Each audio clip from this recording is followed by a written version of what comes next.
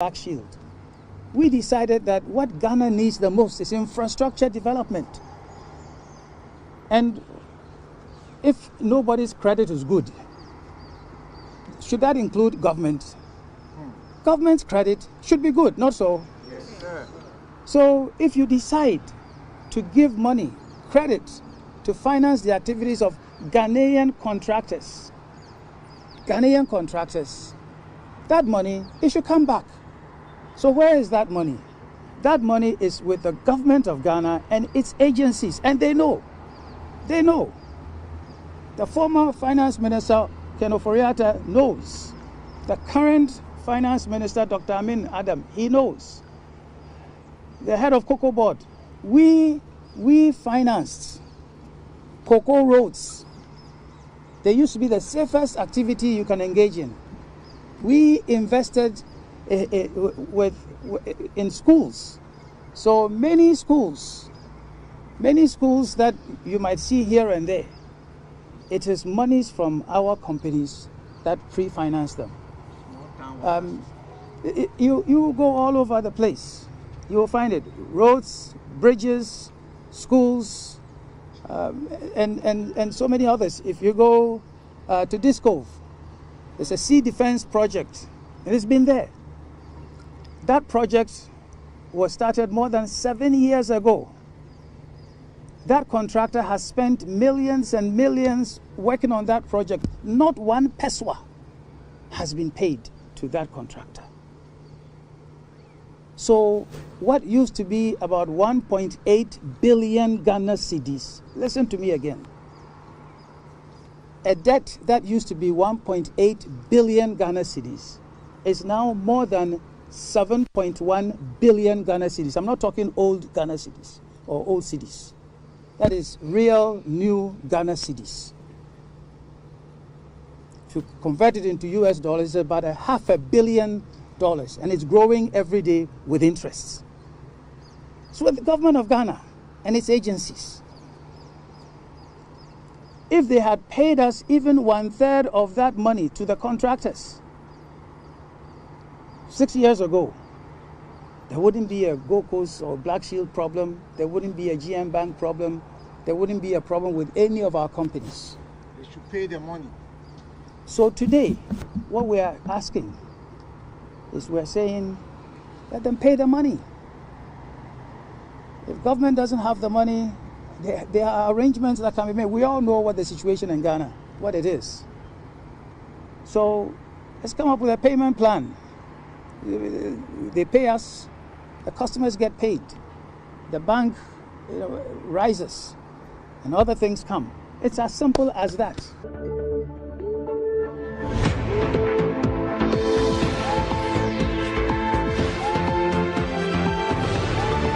Things have gone on. Yeah. But honestly, I'll be frank. My name says someone will court here. But I disagree. I disagree with Atu Force in the Yes. Now truth will kill me because someone will be a minister of finance. Nese ministry be Edina Yabano establish LC Manua. Now Casadia, any more ministers now Motiwana Muheli Said. Muheni. I will be a baby woman winning. Well, but I'm telling you, Maridi Kakra, and I'm just saying, in principle, Sauka James said, after forcing, causing financial loss to the state because he established an LC for a ministry.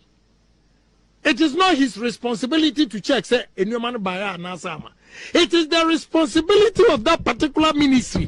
I will establish an LC on his behalf to check. And on to the BSS of any year. What you say? Media, Mrs. Who you sue and no as causing and causing financial loss to the state. I disagree. Okay. Me must state my position. Me so watching but oh, there be maybe I have facts available. I know the facts. I know. What you say? I disagree because yes, sir, ministers. You are not even empowering anybody to sign anything because they will take a clue from Atufo Cedi. It is a whole reform, sir. Not sure. No, But unfortunately, no, Atufo Cedi is in court. He has not been sentenced. So they're okay. Yeah. I think so. Obey give the case. Right. I'm saying or court to a young canopy. Anyway. But me no but my state me position means no. I can't. Any I am not against Obi Awam this can no. But the crime be alpha so. Me I've always had a problem with causing financial loss to the state. So I charge you. Honestly. Many years down the line. And already Raymond has started the conversation. Why you can't look to Ukraine as an excuse. You can't look to Ukraine as an excuse for why the city is in a free fall again. In fact, free fall is being charitable. We want to borrow from Baumia's own words. In 2017, he told all of us that they had arrested the city and given the key to the IGP. Well, then of course he was a vice president. He's still the vice president, but something has changed about his status now. He is the candidate, the presidential candidate of the new patriotic party at the time when the city has broken jail again. I mean, in the last 7 years, the city has broken jail many times. We've had this conversation on State of Play before, right? The difference is we are 8 months to an election. Yeah. So it changes a lot. In fact, it changes everything. And as you know, once the city depreciates, everything follows. Yeah. So I was looking at where we were with the city in 2001, 2021. It was 6 cedis to the dollar. If you look at the fact that the Energy Commission predicts that we will need $1.2 billion to buy fuel for the thermal plants this year. If it was 2021, we need $6 billion. In same amount, they're keeping that amount of $1.2 billion constant. If it was 2021, we need $6 billion. So we need 6 billion cedis, right? Just about that. In 2024, you have to multiply that by 14. They're talking about some 15 billion cedis. Same amount of dollars to buy fuel, but completely different amount when they come to the CD equivalent. And that fundamentally is why doomsday is going to continue. Because obviously, we are producing the power in dollars and we are selling it in CDs. So the depreciation of the CD is going to affect your ability to make up for the... Exactly. In fact, and if you were to be an ordinary business, you price more than you pass on to the ordinary people of this country. So it's crazy. I mean, the conversation we're having, it affects every little thing. In fact, inflation. Yes. Down. It's established relationship between exchange rate and inflation. Down to it. Yes. The doomsday primarily down to it. The fuel you buy at the pumps down to it. We need $400 million a month. To get the fuel we need to power our cars, etc. I mean, the BDCs need that to bring in refined product. And then I heard over the last 2 days that Singtu, the refinery, had added a whole different dynamic to the dollar problem because they're importing crude to refine, right? Before now, you didn't have Singtu in the mix, so you're just dealing with your 400 million from BDCs, right? Now you have Singtu, they need crude. So you're buying crude. In fact, they bought crude that they need money, they're looking for dollar to go and do. So the government then went to a cabinet meeting and then decides that let's bring Singtu under the gold for oil arrangement. So now they're calling it gold for crude. Sorry, gold for oil? Yeah. Contrary to the IMF directive. Oh no, it's doing it. In fact, directive may be a better one, but I was saying urgent. They have actually upgraded the gold for oil. They have a component called gold for crude. Gold for crude. So government is now sourcing the crude and paying the crude with gold for Singtu. And then Singtu will obviously sell in CDs and then pay back government. So the instruction is that the Singtu refined oil, crude, right, cannot be sold to BDCs. It's being given directly to boss, and then boss, because that's the arrangement and the goal for whatever, and then the BDCs are complaining. But it's all because of the CD depreciation. So, Baumia, the question you're asking is, can he put the CD back in handcuffs? I have asked this question before, that maybe he's busy. You know, more recently, when, the vice president does not take care of people's allowances, teacher trainees allowances. So it makes sense that you would have a vice president that's busy. But when he ordered that they should be paid, today as we speak, we understand that the money is being transferred. If it has not been transferred, into the account of the health ministry. So it appears that the vice president, when he's ordering things to happen, he can make it work. Like the way he was able to order 175 million. This one, we need him. Let's not get it wrong. The introduction of Mahmoud Bawumia is the economic messiah who would fix the economy of this republic. Now, Winston has the entire 50-page restoring the value of the cedi lecture from 2014. Yes, I have. Winston has the entire 50 pages. Why are you going to dig that thing up? I'm going through. But permit me to only quote the conclusion. Okay. It says, Mr. Chairman, in conclusion, I would like to repeat without exaggeration that the Ghanaian economy is in crisis. It is time for serious action. If government does not take the right decision, and soon, then Ghana would like to approach the IMF for a bailout before the end of the year. At the end of the day, the obvious lesson is that we cannot run away from fiscal and monetary discipline, no matter how hard we try. I thank you for your attention. God bless you all, and God bless our nation. Mr. Vice President of the Republic of Ghana, flag bearer, substantive, please, the economy is in crisis today. After the IMF, they're already with them. So as for that part, there is no conversation. We had a conversation 2 years ago, but we're already with the IMF. What is required is that, and that history people cannot miss, this entire economy is under Mahmoud Bawumia, whether we like it or not. That conversation we have about Mahmoud Bawumia, when he was always being introduced by the president of this republic, was that this is the guy. I picked him because he helped Kufuor fix the cedi, do other things with the economy, and he will do same with us. We all remember that, right? That was yes. We all remember that's that. not in doubt. Yes.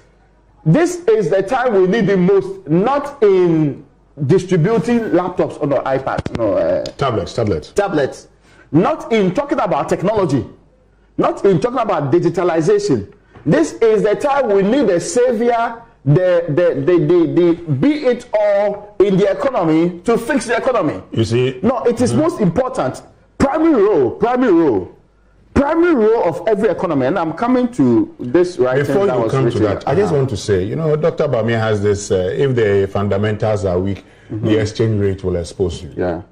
If you play propaganda with the economy, the reality will expose you.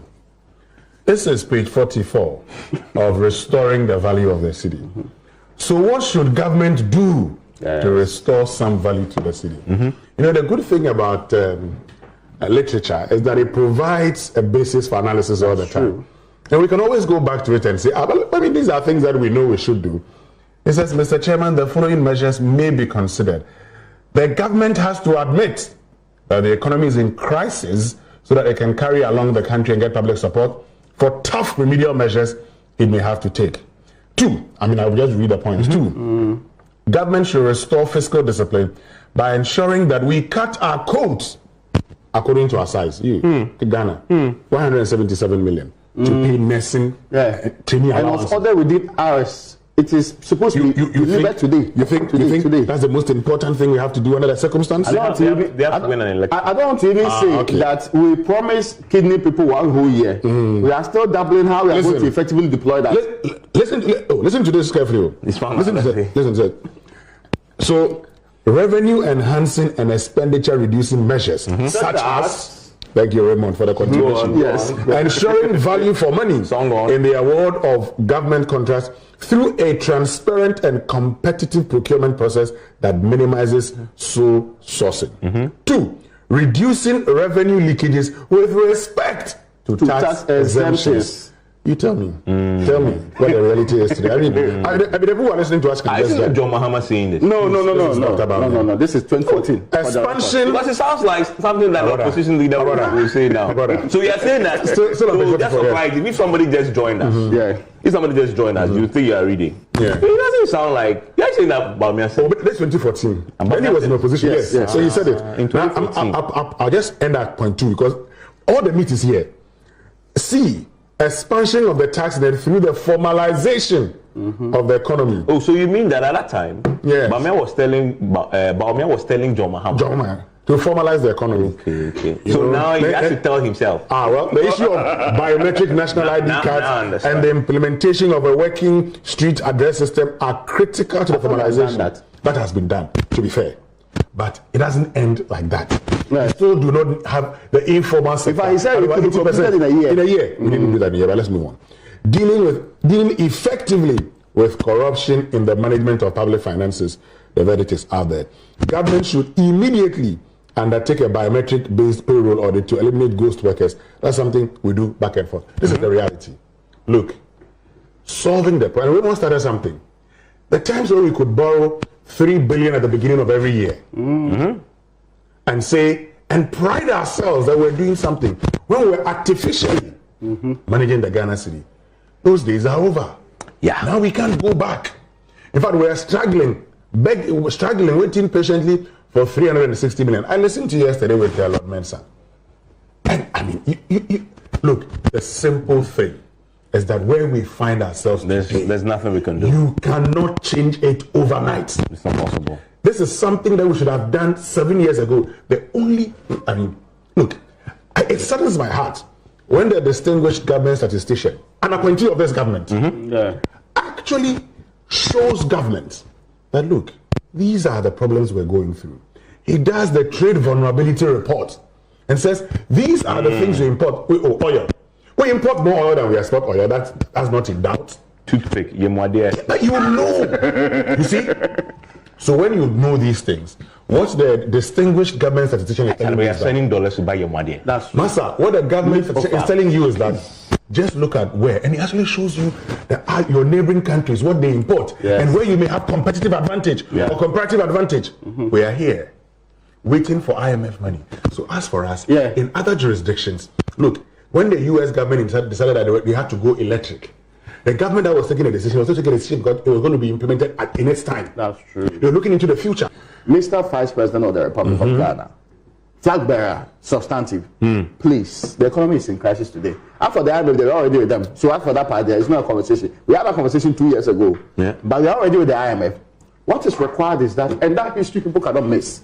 This entire economy is under Mahmoud Bawumia, whether we like it or not. That conversation we have about Mahmoud Bawumia, when he was always being introduced by the president of this republic, was that this is the guy. I picked him because he helped Kufuor fix the city, do other things with the economy, and he will do the same with us. We all remember that, right? That was Yes. We all remember That's that. not in doubt. Yes.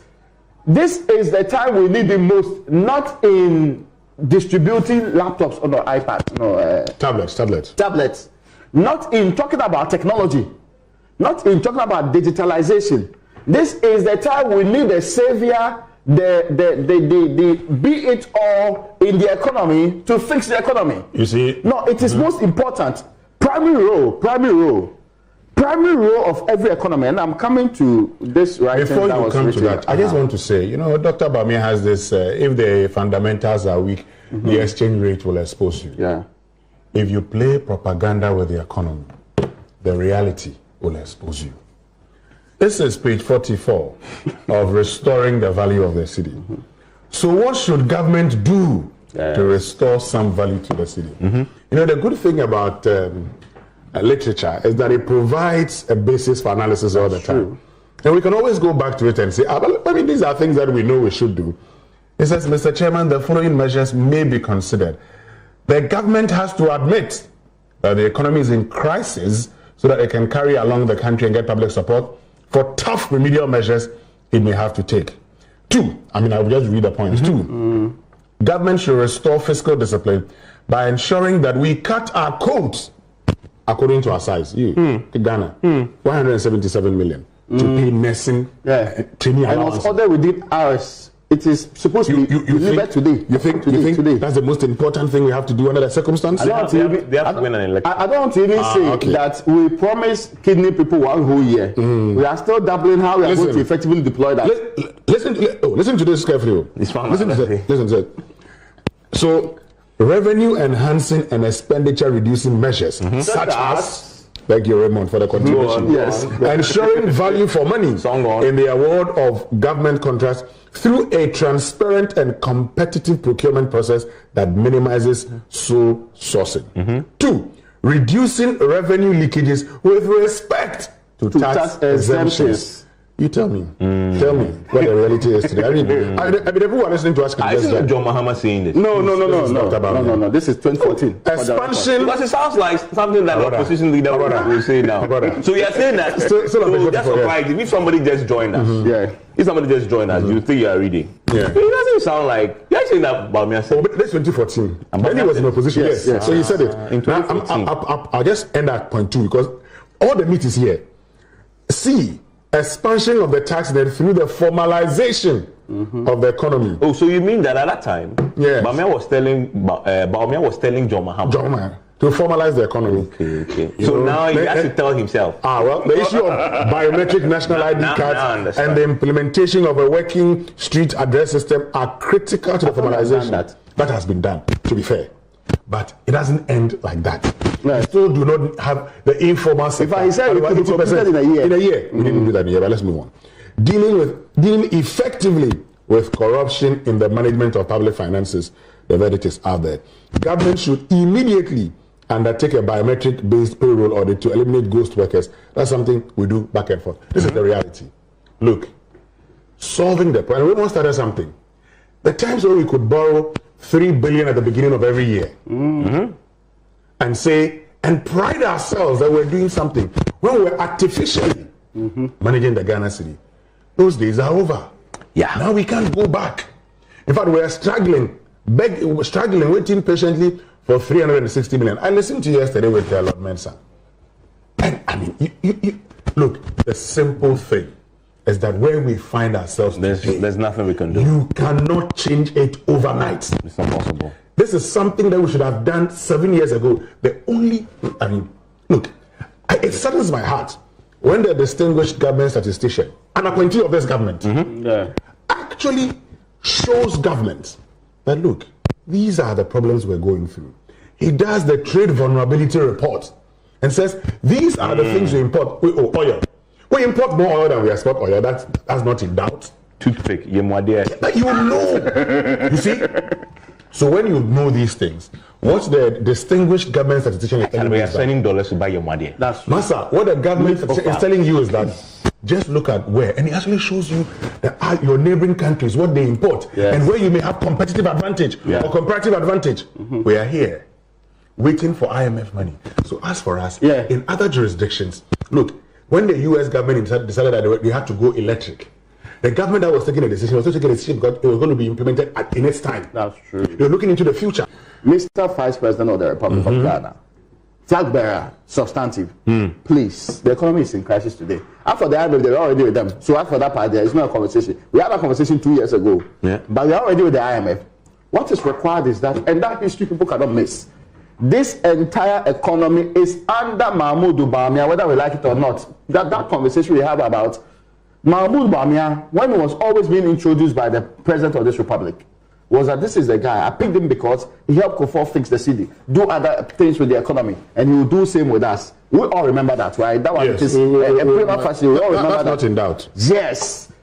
This is the time we need him most, not in distributing laptops or iPads, tablets, not in talking about technology, not in talking about digitalization.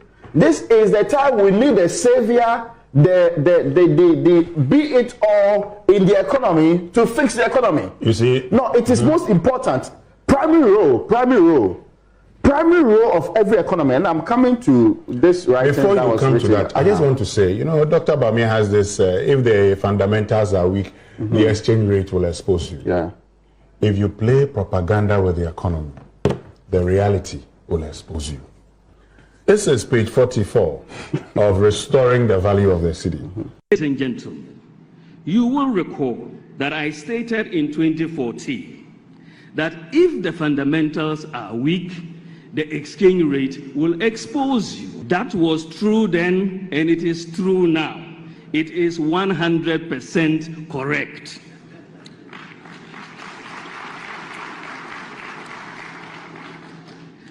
So if the fundamentals are weak, the exchange rate will expose you. But it is warped logic to jump from that to a conclusion that if there is depreciation in your currency, then the fundamentals must be weak. Do you understand the logic? It is very warped logic. If the fundamentals are weak, the exchange rate will expose it. The MPP will shift the focus of economic policy away from taxation to production. So we are going to move away from taxation to production. From taxation to production. The MPP. So we have to follow people who have vision. We don't have to follow people who think in terms of impossibilities. We think in terms of possibilities. When my opponent was in government, he abolished the nursing training allowances. And we said, we will restore the nursing training allowances. And we have restored the nursing training allowances. Can you trust my opponent with nursing training allowances? You cannot. Ubodi, now about school. Then you ask your question. Then we go 4 questions, and His Excellency is ready to answer all your questions. $1, 1 cedi. In the time of Mills and Mahama, 2 cedis, $1. If I was them, I would say to the people of Ghana, I'm sorry. We are sorry for the poor work we have done. We're going to go and think about ourselves. But that is not the people we're dealing with. The fruits of office, the money under the table has become sweet for them. So they're determined to stay. Are we going to allow that to happen? Are we going to allow that to happen?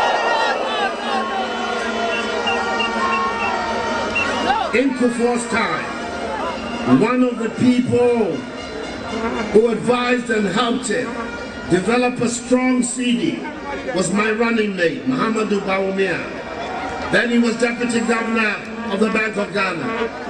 It's one of the reasons I brought him to come and join me, that we will work on the cedi and create again a strong cedi that will be able to allow us to develop our economy and allow our traders and our to be able to develop.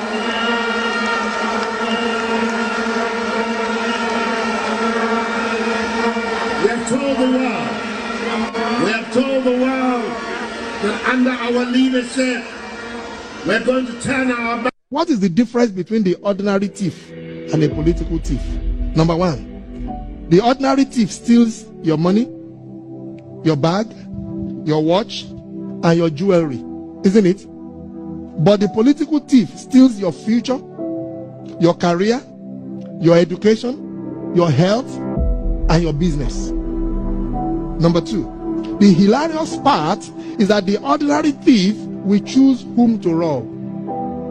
But you are the one who choose the political thief to rob you. Because we choose them. We vote them. We blindly say we are not blind. Who is deceiving who? The ridiculous part of the whole issue is that we will fight to defend and protect our belongings from the ordinary thief. Is it not? But we fight each other to defend and protect the political thief. Is that not what we do? Thugs will be fighting themselves to protect those that are stealing our career, stealing our job, stealing our health, stealing our success. What a shame. If you reach a certain stage in life and there is nobody who can look you in the eye and tell you the truth, you are doomed. And that is where our country has gotten to. We need to rescue this country. Wallahi. And I feel very terrible as a Ghanaian at this time. This country is in serious trouble, ladies and gentlemen. We are in serious trouble. We need to rescue this country, ladies and gentlemen. The presidency has been so depraved, so muddied, so dirtied, that I tell you in all sincerity as a Ghanaian, that I feel terribly sad today as a Ghanaian. We need to rescue this country. Wallahi. Inshallah. Please don't cry. We shall rescue our country.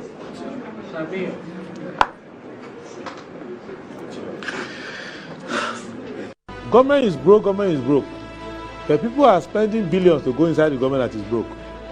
Have you ever seen a minister who resigned because government is broke before? Government has no money. Have you ever seen a governor who said, ladies and gentlemen, when I was elected, I thought the government had money. Now I discover government has no money, I resign. Have you ever seen it? Government has no money, but they are bringing money out at election time. Where is that money coming from? So they are lying. What is happening is that there are two types of wicked people in government. Type 1, they eat current money. Any money they find in government, they will eat it. They are wicked about that one. There is type 2. Type 2, they eat current money and future money. They will say, my term will end next year. When I leave, how will I eat money? Let me borrow money now and borrow money of the future and eat it now.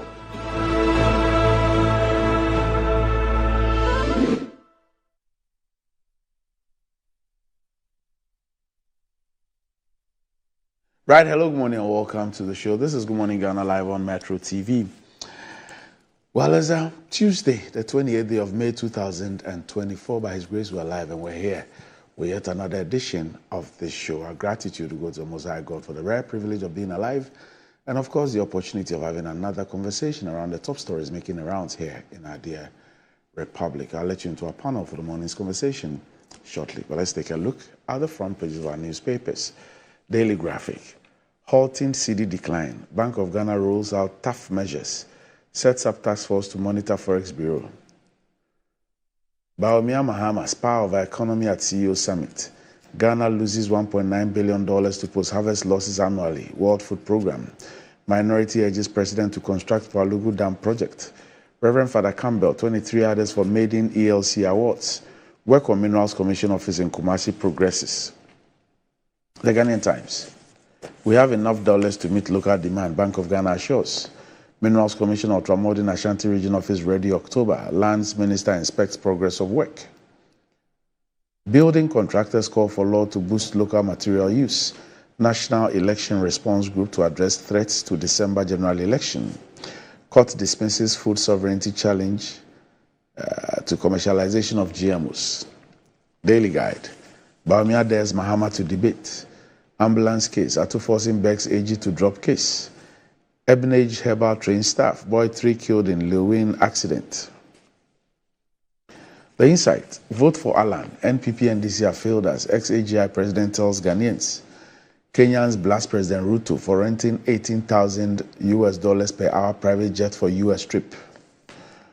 Ojiahuhu Yaojebi, the second, is a custodian and overlord of Aduana Royal's 2 lands in Bibiani, Chiefs of Sefi, and we also caution Ngwa and Yima Kodom. Tens of thousands infected with hepatitis C and HIV in UK blood contamination scandal. On the occasion of Africa Liberation Day celebration, Africa Must Unite, WAPO rallies working classes against imperialism, neocolonialism, and balkanization. The Daily Statesman. Stop engaging in cedi speculation, Bank of Ghana warns. Bawumia honored in Canada. Ashanti Region Minerals Commission office ready by October. GES interdicts 3 officers over free SHS food theft. The New Finder. Fireworks in court at CEO Summit as Bawumia Mahama tackle each other. Moses Baden, CEO of Margins, adjudged overall best CEO. Congratulations. AGI Electrochem Z Multimedia Special Supplement. Ghana eyes $2 billion out of $34.1 billion US dollars global salt market. Daily Post.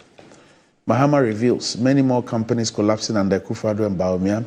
Nivea, Game, Glovo, Big Pen, Dark and Lovely leave Ghana. Unilever to relocate its tea production to Nigeria. Reduce exchange rate to 10 cedis to $1 or face a wrath. Federation of Traders to government. This is scandalous. Attorney General must resign. Answer Asari.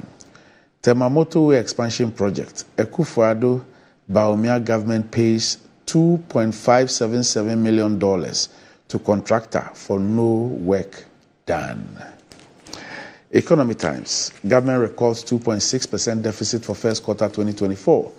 Ghana loses $54 billion annually to environmental degradation, EPA. Government expects $2.3 billion to support the cedi. And that's about it for the front pages. We'll be back shortly.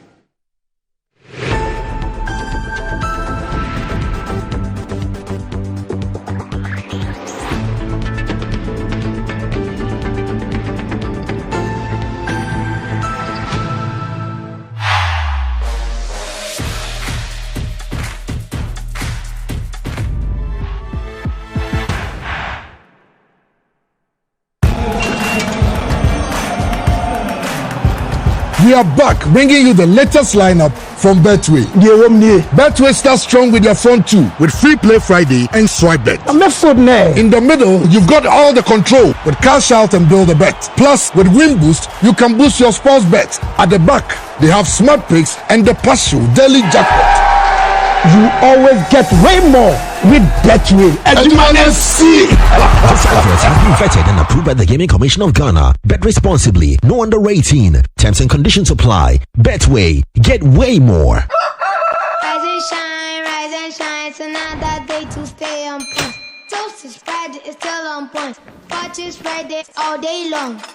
Still on point, yes, it's still on point. It's still on point. Watch is red, it's still on point. For your bread, it's creamy. For your toast, it's still on point. It's yummy, delicious. It's still on point. Still on point, yes, it's still on point. It's still on point. Still on point, yes, it's still on point. It's still on point. For your toast, it's still on point. It's still on point. Fortune spread, it's yummy, delicious. It's still on point. Fortune spread, delicious, creamy, and always on point. This advert is FDA approved. Yeah, Jamal was in part of Fufona. What didn't Rahua, a woman Yinkaya Srono Eddie.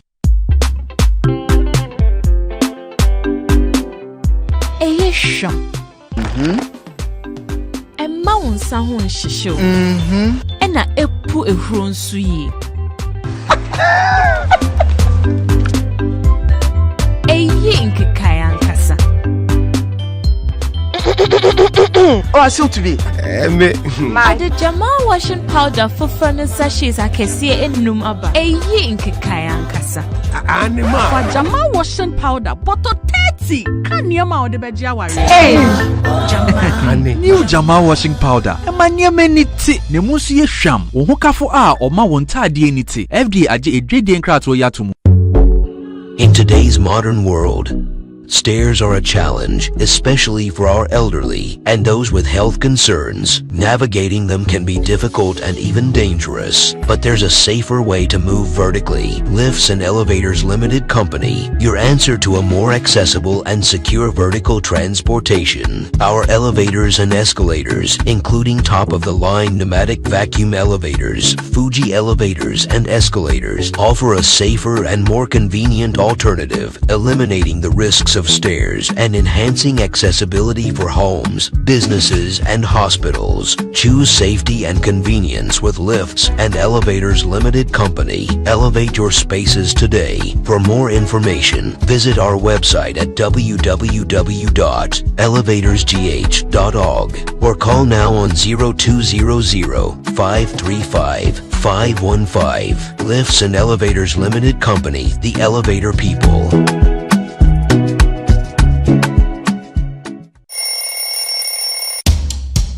Anti-cavity, gum protection, brighter teeth, and fresh breath.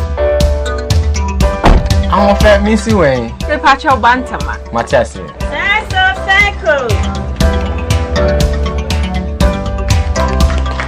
It's her smile, the fresh breath. Me, Gidi said we use Cal 360 toothpaste. Some kind. Cal 360 toothpaste. That's here. Cal 360 toothpaste. It's a gum protector. Onim jom kasa. Kile hosen. Cal 360 did the way. It's cool mint. Gives me fresh breath and your confidence booster.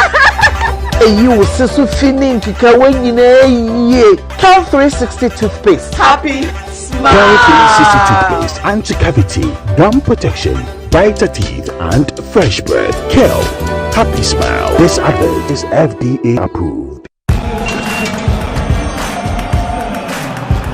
We are back bringing you the latest lineup from Betway. Betway starts strong with your phone too, with Free Play Friday and Swipe Bet. In the middle, you've got all the control with Cash Out and Build a Bet. Plus, with Win Boost, you can boost your sports bet. At the back, they have Smart Picks and the partial daily jackpot.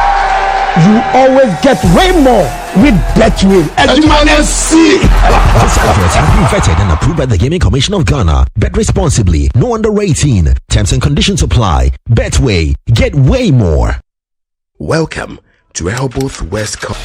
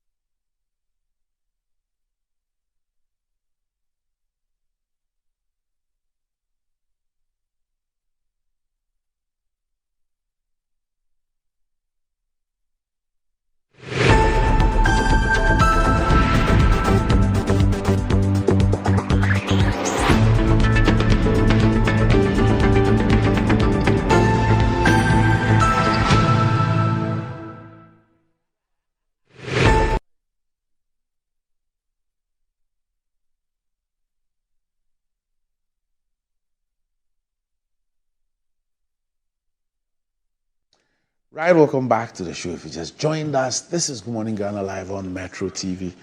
With me on the show this morning, I have the Honorable Member of Parliament for the Yape Kusogu constituency. He's also the ranking member on the Mines and Energy Committee of Parliament, the Honorable John Abdullahi Jinapo. JJ, good morning. Good morning. All right, okay. Also with me on the show this morning is the Honorable Member of Parliament for the Sisala East constituency. Is also a Deputy Minister for Sanitation and Water Resources, the Honorable Amidu Chinia Isahaku. Honorable, good morning. Good morning, Randy.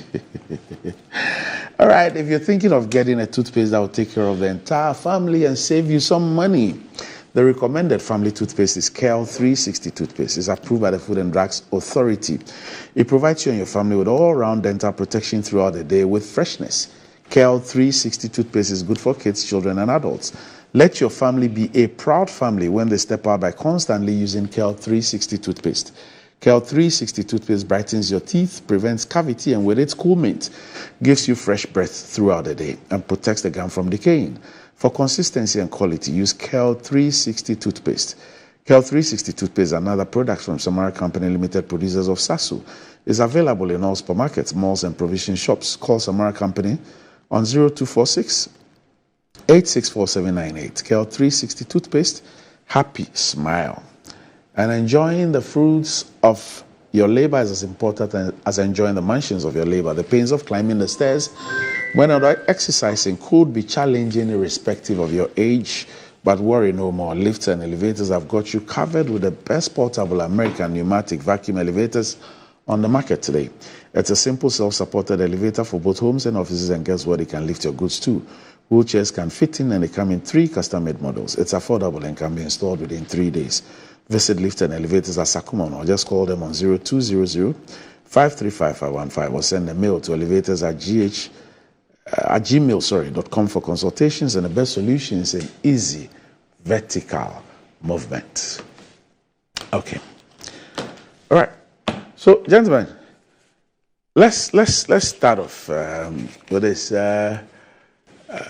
JJ, was it on Friday or Thursday? We saw a video of you. I think I saw Bauer in the video, the Honorable Bauer, and some others. You had gone to the Palugu site, and you took media men. Okay, so that should be it, right? Yes. Took them around. Is that Malik? Okay. And the first time I saw it, I thought it was your farm or something. Okay. But there's some farming activity going on when I look at the background. Okay. And this is supposed to be the site of the Palugu Dam. And I guess the story about Palugu really has to do with the disclosure at the Public Accounts Committee about some monies that are supposed to have been paid for no work done, whether really there was work done or not. So I want us to really go through some of the narratives. The Public Accounts Committee, the Vice President himself, in an interview with Obi of Asempa, had spoken about Palugu.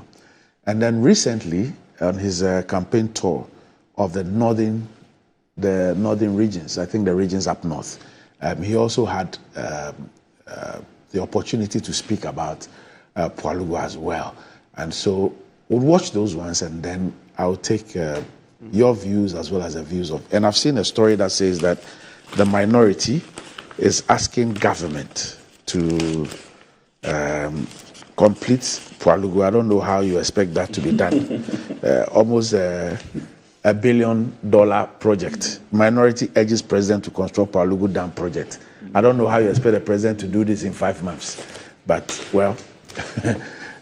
we'll find out about that. So let's watch this videos and then we'll come back to the panel.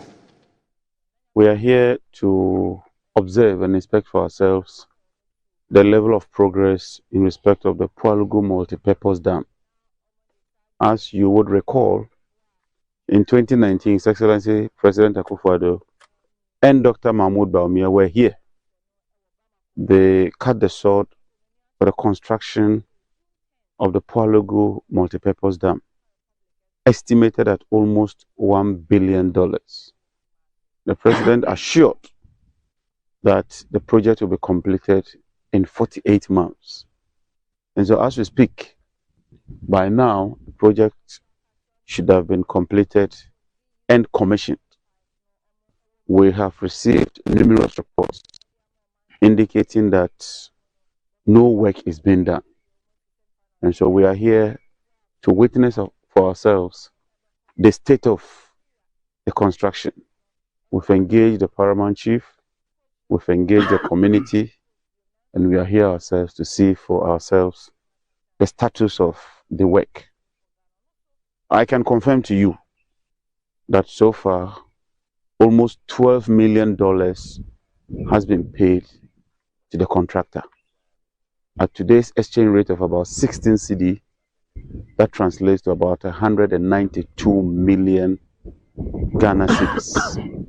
And as you can see, nothing, and I mean nothing, is being done here. This is the taxpayers' money wasted. We visited the site for the contractor, and you can attest, the contractor has packed and left site.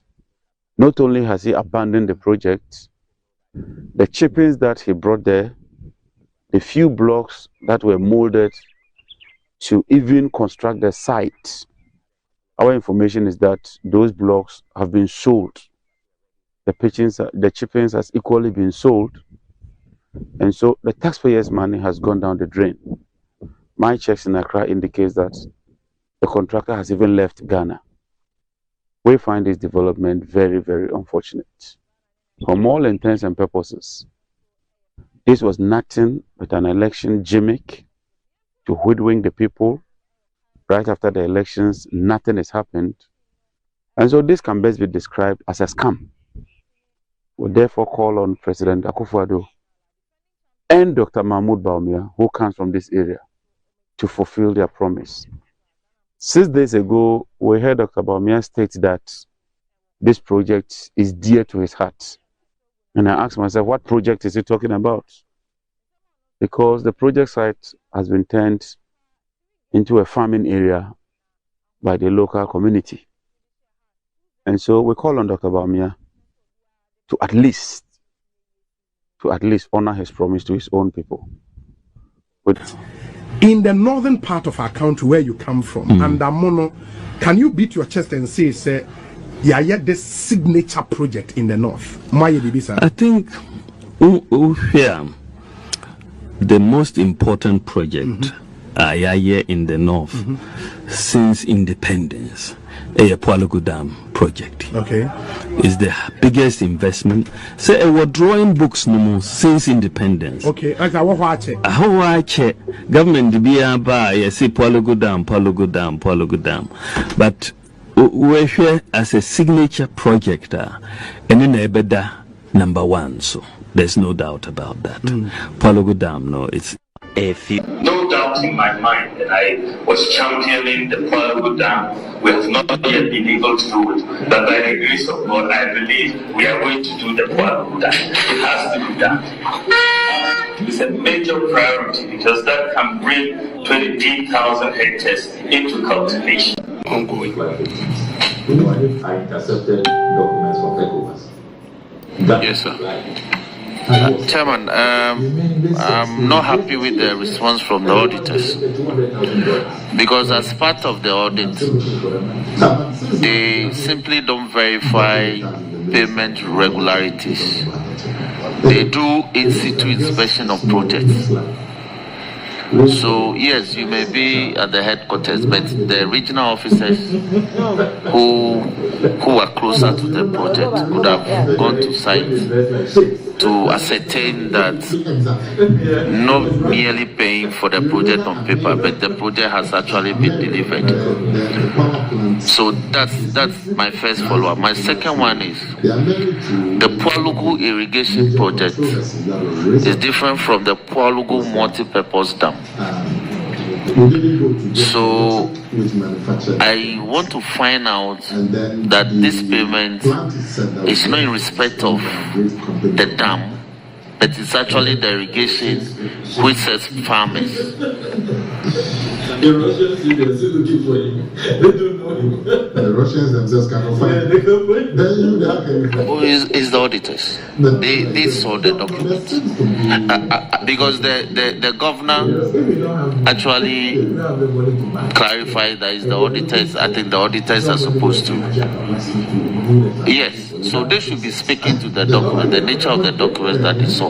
Otherwise, then, Chairman, I seek your leave to demand that the documents based upon which these payments was made should be furnished. We should be furnished a copy of the set of documents for purposes of further interrogation of this matter. I think the auditors could review it and then give us an update on which one it is. And since it says final payment, they could give the information back to us on what was done. But, Mr. Governor, let's go to page. Yes. A follow-up on the payment on the Palugu issue, because the auditors answered that the contractors asked for payment and they were paid. And I believe before a contractor will be paid, there should be a certificate. I would like to find out from the auditors whether they cited a certificate of work done that warranted the payment of this amount of $11.9 million. as far as the oversight of the public money. So the auditors, I just want to find out from the auditors the basis for the payment. Parliament has been weak in terms of the powers in Parliament. At this level, we are looking at payment made in foreign currency. But if you want the details, then we have to go back and reconcile as directed by the chairman. Thank you. Okay, so they will do that. Chairman, for the same case. Yeah, the auditors are going to review it. And since he's brought this up also, because I know there's a next payment for the Mamoto Way and Extension project. And we know we recently as Parliament approved the facility.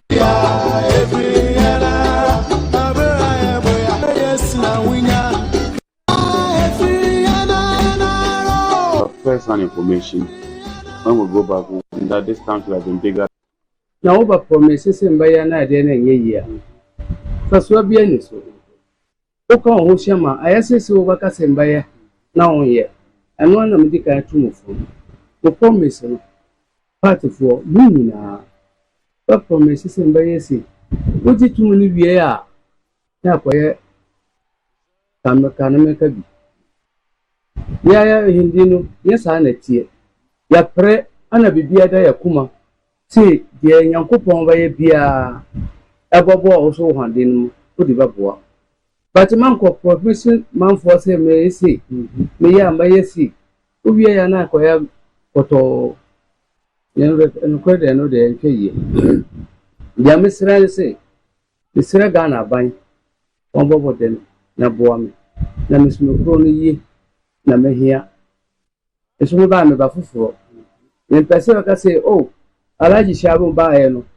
Osa makro na akofom. Da bi de ba koso na me here. Iti me sramu NDCO, MPPO, momia moni. Na krono so anya kroketwa. Dam ebo dam din a obi anim se de koso. Anya de fu. De pa. Ebo agana. Dam de NC say a general ama nipa baako. Say the Mr. Ghana for Mumia Muni, and Mumboam, na eye man, inshallah. Na me to me try me too. Yankupon a to me.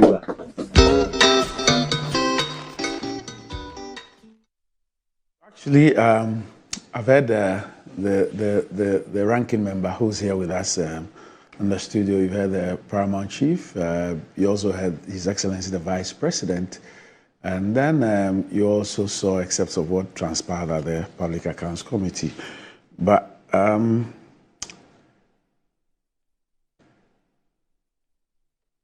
the chair of the Mines and Energy Committee, the Honorable Samatacha, says to ensure that Parliament investigates why there's been no progress on the dam project since it commenced in November 2019.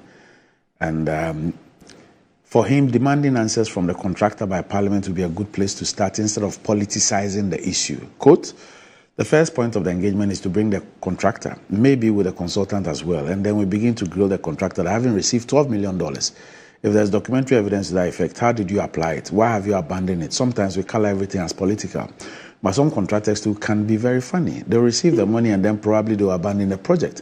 I'm not saying that's what the contractor has done, but let's probe into what has happened. And the first person you should engage is the contractor, because the allegation is that it is not a politician who's a beneficiary of $1 million, but a contractor. And he made his remarks on Joy FM after the minority raised questions about the funds allocated for the planned construction of this dam. Now, JJ, we have seen you. And we've heard everything. And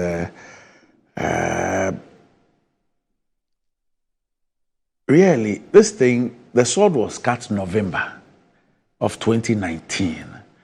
So how waited for 5 years to realize that nothing has been done? Well, really, thank you. Like you rightly said, the Palugu multi-purpose dam, I recall as Deputy Minister, we secured funding from Agence France Development during our time with technical stance from the World Bank. We conducted what we call environmental and social impact assessment. And normally when you want to do such a huge project, you have to do a feasibility study and also determine the extent to which that huge project or such a huge project would impact the environment, would impact social life, its economic impact and all that. We successfully conducted the study, then we lost power in the system. So when President Akufo-Addo took over, they decided that with that project or implement it. The project has three main features: the hydro dam, the irrigation component, and the solar component. The project is estimated at $939 million US. That's almost $1 billion. Surprisingly, President Akufo-Addo decided to commission the project in November 2019. Before coming to Parliament, he went ahead, cut the sword, and at the sword cutting ceremony, he announced that the project will be financed on GOG budgets. Then, when the budget was read in November, there was no amount allocated for the Palugu Dam in the budget, because if it's a multi-year project, so we expected to see something. But we picked information that they were going to do it more or less like the Sino Hydro project. They would go and borrow money, pretend as if it is not money borrowed, like Dr. Bawumia did with Sino Hydro, claim that it is better. But now we all, under the IMF program, have come to realize that it was nothing but a deception, and that the Sino Hydro agreement is nothing but a loan. And now government has absorbed that as part of the loan. So the dam was to provide 60 megawatts of hydropower, 50 megawatts of solar power, provide irrigation for tomato, sugarcane, rice, amongst others. But it is supposed to ensure that we become a net exporter of tomatoes. And those watching this program would attest. Today, if you go to the markets and you buy tomatoes, 4 of them, you would have to pay, I think about 20 Ghana or so for just 4. Rice was supposed to reduce by about 16%. So clearly, the project was a project that all of us supported. But when they came in February, we raised issues with the pricing.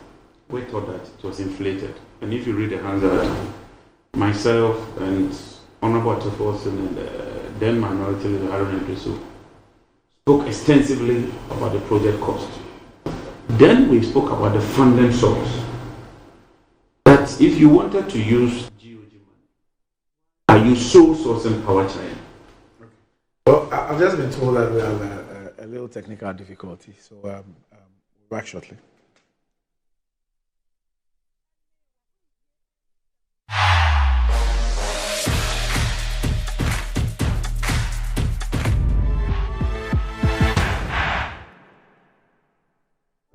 Our stories begin right here, and we never write them alone. There'll be pages we love to read again and again, and some we want to tear out. They are stories of dreamers, stories of creators, stories of strivers, stories of believers, and we're inspired by them all. We invite you to write your story with us. Your story matters, APSA. We are back bringing you the latest lineup from Betway. Betway starts strong with your front two with Free Play Friday and Swipe Bet. In the middle, you've got all the control with Cash Out and Build a Bet. Plus, with Win Boost, you can boost your sports bet. At the back, they have Smart Picks and the partial daily jackpot. You always get way more with Betway. This adverts have been vetted and approved by the Gaming Commission of Ghana. Bet responsibly. No under 18. Terms and conditions apply. Betway. Get way more.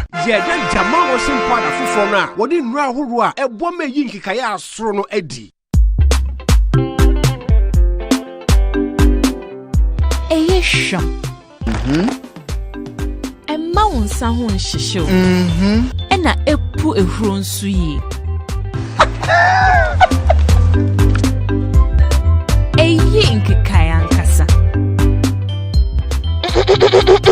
Oh, I still to be. The Jamal washing powder for furnace sachets akesi enum aba. Eyi nkekaya nkasa. For Jamal washing powder, bottle 30. Can you ma ode beji awari? New Jamal washing powder. Emanye meniti. Ne musu ye sham. Wo kafo a oma won tade eniti. FDA aje edwede nkrato ya tomu.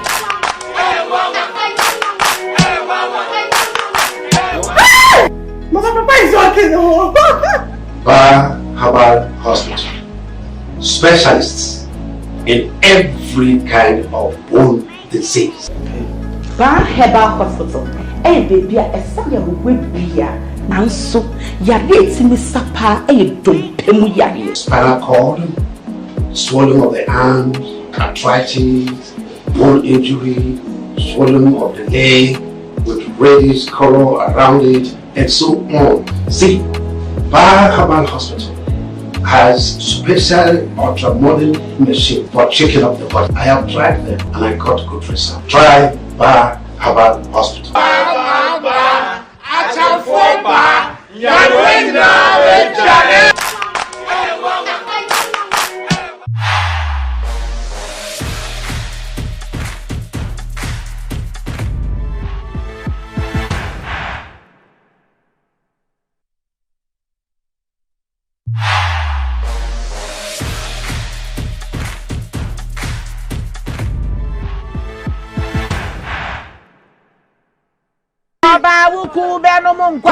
Customer. Nada bena minka me papa. Me try 10 Ghana. 10 Ghana. 10 Ghana cedis. No dia, say na obenya. 10 Ghana cedis no. Me dia. Me 54,000 Ghana cedis. 54,000. 540 million. Yeah, the one na me try me di e skasa. Yeah. Ene na giga ade tena we. Tena wa boki. Draw no na asase no eh. Mami me volume.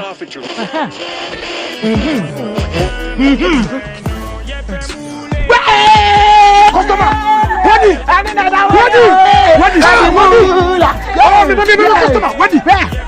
one of our daily lucky winners. Dial *946# to play now. Or you can also play online at www.gamepackgames.com. Game Park is regulated by the National Lottery Authority.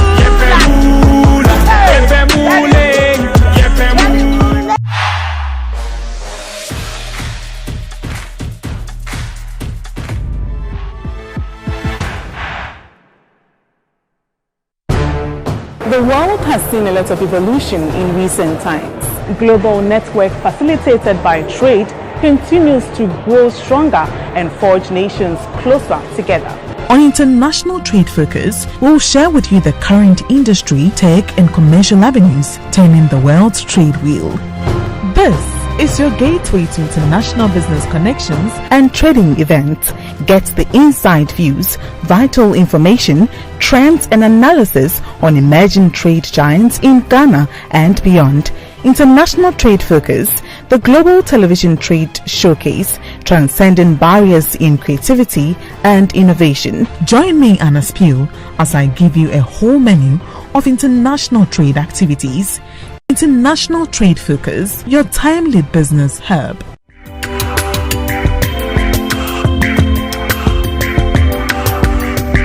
International Trade Focus is brought to you by GO, ADB, Pediatric Valley Resort, and Public Elegance. The Bible is not a textbook like chemistry textbook. It's a spirit. There are no controversies. Righteousness is defined by God. What he says you are is what you are. There's no teaching in the scriptures that will be left untaught. Join the Good Life Devotion with Dr. David Binder on this channel to receive biblically authoritative teachers which will usher you into exhibiting the divine life here on earth. The Good Life Devotion shows every Monday to Friday from 11 to 11:30 p.m. Don't miss the special weekend edition on Saturdays and Sundays at 10 p.m. Live is good. Enjoy.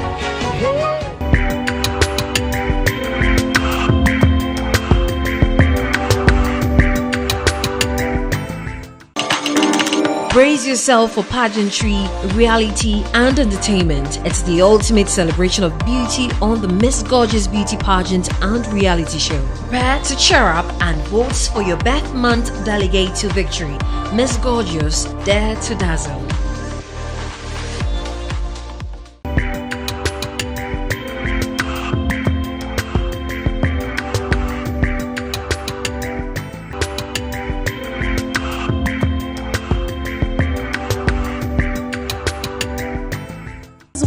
On the Gen Z show, we dive deep into Ghana-Niger Connect in recent times. There's nothing wrong if I'm doing my job and you want to appreciate me. If you walk in here right now, you go like, hey Faisal, I like how you are doing this. Take this. I will take it. It might be, but there's a very thin line. Okay. I mean, sometimes when you are appreciated for something, I feel it kind of puts this obligation on you. You are kind of it's an emotional, psychological blackmail. I gave you money and I was expecting that, oh, the next moment when you see this guy, you're going to tell this person, that is corruption. No, you didn't appreciate me. You actually paid me to do something for you without you saying it. And that is not right. And I think that you should also sit and really analyze. Are we doing Ghana-Niger Connect to show which country is better than the other? It is crazy. Right. The sense of entitlement is crazy. Right. First of all, who told you you could get out of your house, dressed, all glammed up, and have nothing in your purse?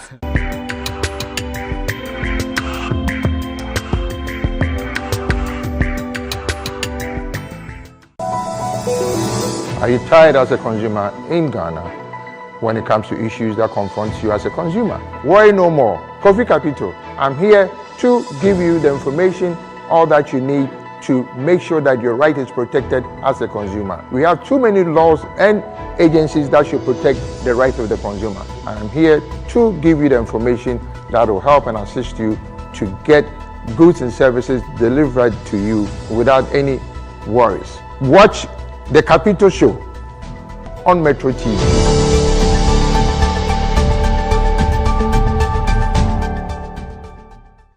The generation of trash happens from homes, industries, offices, schools, municipalities, and many other places. An exploration of these places is very important to understand the kind of trash being generated.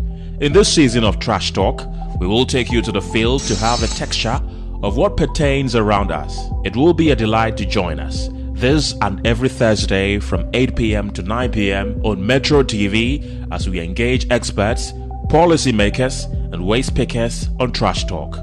Trash Talk, talking environment, changing behavior to change the world.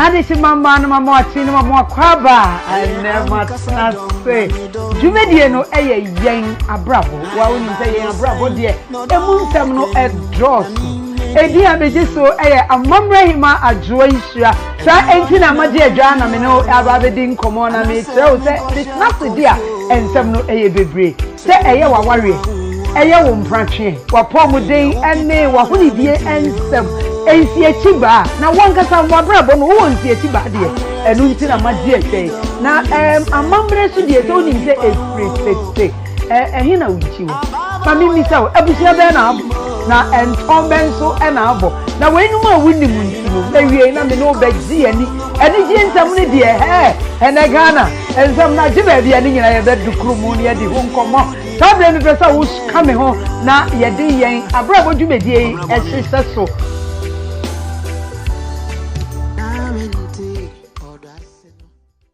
Welcome to our maiden edition of the Young and Smart Show.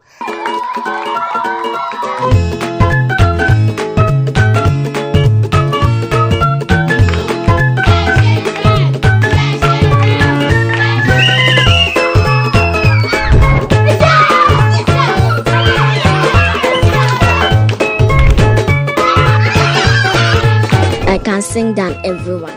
It can do everything, but not everything. My father was an importer from that country because he always jokes for me to laugh.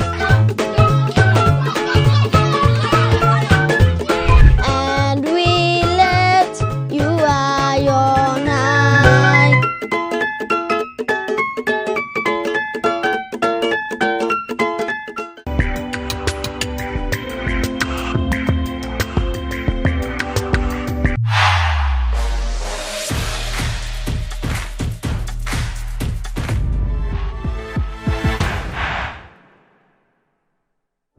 Our stories begin right here, and we never write them alone. There'll be pages we love to read again and again, and some we want to tear out. They are stories of dreamers, stories of creators, stories of strivers, stories of believers, and we're inspired by them all. We invite you to write your story with us. Your story matters, APSA. We are back bringing you the latest lineup from Betway. Betway starts strong with their front two with Free Play Friday and Swipe Bet. In the middle, you've got all the control with Cash Out and Build a Bet. Plus, with Win Boost, you can boost your sports bet. At the back, they have Smart Picks and the partial daily jackpot. You always get way more with Betway. These adverts have been vetted and approved by the Gaming Commission of Ghana. Bet responsibly. No under 18. Terms and conditions apply. Betway. Get way more. Rise and shine. It's another day to stay on point. Toast is Friday, it's still on point. Fortune's Friday all day long. Still on point, yes, it's still on point. It's still on point. Fortune's Friday, it's still on point. For your bread, it's creamy. For your toast, it's still on point. It's yummy, delicious. It's still on point. Still on point, yes, it's still on point. It's still on point. Still on point, yes, it's still on point. It's still on point. For your toast, it's still on point. It's still on point. Fortune's bread, it's yummy, delicious. It's still on point. Fortune spread, delicious, creamy, and always on point. This advert is FDA approved. Yeah, Jamal was in part of Fufona. What didn't Rahua, a woman Yinkaya Srono Eddie. A sham. A mountain sound shisho. And a pu a hron sui. A yink kayan kasa. Oh, I still to be. The Jamal washing powder for furnace sachets I can see in Numaba. A yink kayan kasa. For Jamal washing powder, bottle 30. Can you mount the Bajawari? New Jamal washing powder. A mania meniti. Nemusi sham. Uhukafo a or ma wonta dieniti. FD aje a dreading crat yatumu. In today's modern world, stairs are a challenge, especially for our elderly and those with health concerns. Navigating them can be difficult and even dangerous, but there's a safer way to move vertically. Lifts and Elevators Limited Company, your answer to a more accessible and secure vertical transportation. Our elevators and escalators, including top-of-the-line pneumatic vacuum elevators, Fuji elevators and escalators, offer a safer and more convenient alternative, eliminating the risks of stairs and enhancing accessibility for homes, businesses, and hospitals. Choose safety and convenience with Lifts and Elevators Limited Company. Elevate your spaces today. For more information, visit our website at www.elevatorsgh.org or call now on 0200-535-515. Lifts and Elevators Limited Company, the elevator people.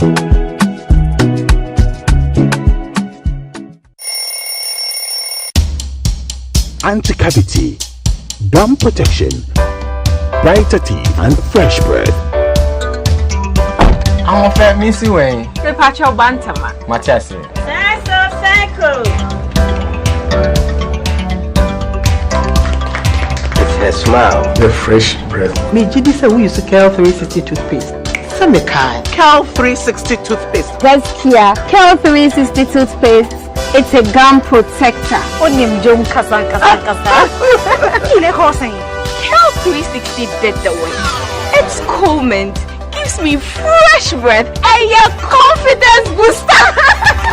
You so feeling ye. Cal 360 toothpaste. Happy smile. Cal 360 toothpaste, anti-cavity, gum protection, brighter teeth, and fresh breath. Cal, happy smile. This advert is FDA approved. We are back bringing you the latest lineup from Betway. Betway starts strong with their front two with free play Friday and swipe bet. In the middle, you've got all the control with cash out and build a bet. Plus, with win boost, you can boost your sports bet. At the back, they have smart picks and the partial daily jackpot. You always get way more with Betway. This advert has been vetted and approved by the Gaming Commission of Ghana. Bet responsibly. No under 18. Terms and conditions apply. Betway. Get way more. Welcome to Elboth West.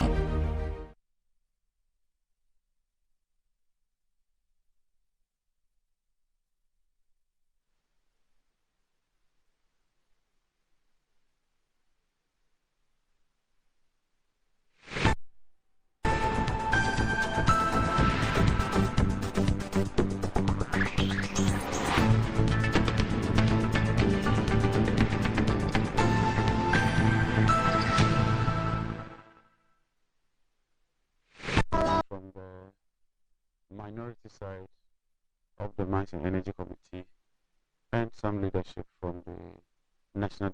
I believe it's been resolved and we'll be able to continue with the program. So I still have with me on the show the Honorable John Abdullah Jinapo and the Honorable Amidu Chinya Isahaku. Sorry, but you'd have to start all over again. Yes. I will.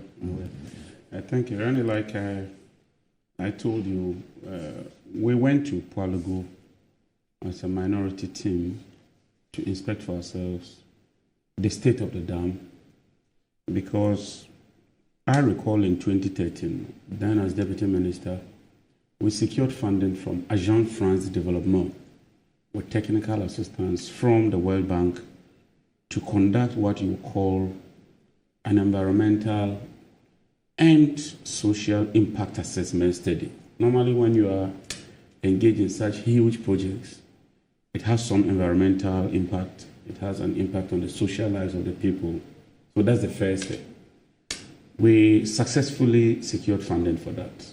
And then, unfortunately, we lost office. The Palugu Dam has three main components. The hydro dam itself, the irrigation component, and the solar component. So the dam is supposed to generate about 60 megawatts of hydropower, 50 megawatts of solar power, and irrigate about 117,000 hectares of land. Basically, it's supposed to help Ghana become a net exporter of tomatoes. Today, if you go to the market, just 4 pieces of tomato sells for about 20 cedi. Rice, very expensive. And the project was supposed to ensure that we reduce rice imports by about 16%. And so it's a project that has been dear to all of us. But unfortunately, President Akufo-Addo cut the short in November 2019, even before coming to Parliament for approval. And when he cut the short, he stated that it will be funded on GOG budget. So when the 2020 budget was presented in November, we checked for the allocated amount for the Palugu Dam, and it was zero. There was no allocation. That's when we started raising the red flags. Then in February, they brought an EPC agreement, which is engineer, procure, and construct, or what you call a turnkey project. When we perused the agreement, we realized that it was a loan facility disguised just like the Sino-Hydro facility that Dr. Baumia campaigned for, which today we all have become aware that it's a loan agreement and not a barter agreement. We also raised issues about the pricing and the costing because we thought that it was too expensive. At that time, the MPP majority had their numbers. And so in 2020, they approved that agreement. The president himself gave a timeline of 48 months. So clearly in 4 years, the project was supposed to be completed and commissioned. Even if you discount the 2019, then you're talking of 2020, 21, 22, 24, or 23. So by the end of 2023, we should have seen the project completed. Every year, VRA appeared before the Mines and Energy Committee. We raised this issue. And the challenge was that funding was a major problem. So if you read the parliamentary answers and reports, we kept talking about the slow pace of the Palugu Dam. But what heightened it is a recent exposé at the Public Accounts hearing, where the Bank of Ghana admitted that they've indeed paid $11.949 million to the contractor, Power China International. Now, the minority side asked why the Bank of Ghana made that payment without verification. And the Bank of Ghana's answer was simple, that they were only a bank. If you have your money with a bank and you instruct the bank to make payments, the bank has no business asking you as a client why you want to make that payment. Fortunately, the auditors were there. And then they asked the auditors, how come they did not visit the site to verify? But let me provide this clarity. What auditors do is to first inspect your books and to issue an opinion. And so if you were to tell auditors and they ask you where is the documentation for the land, they don't need to go looking for the Land Cruiser. It means that you've not procured that Land Cruiser.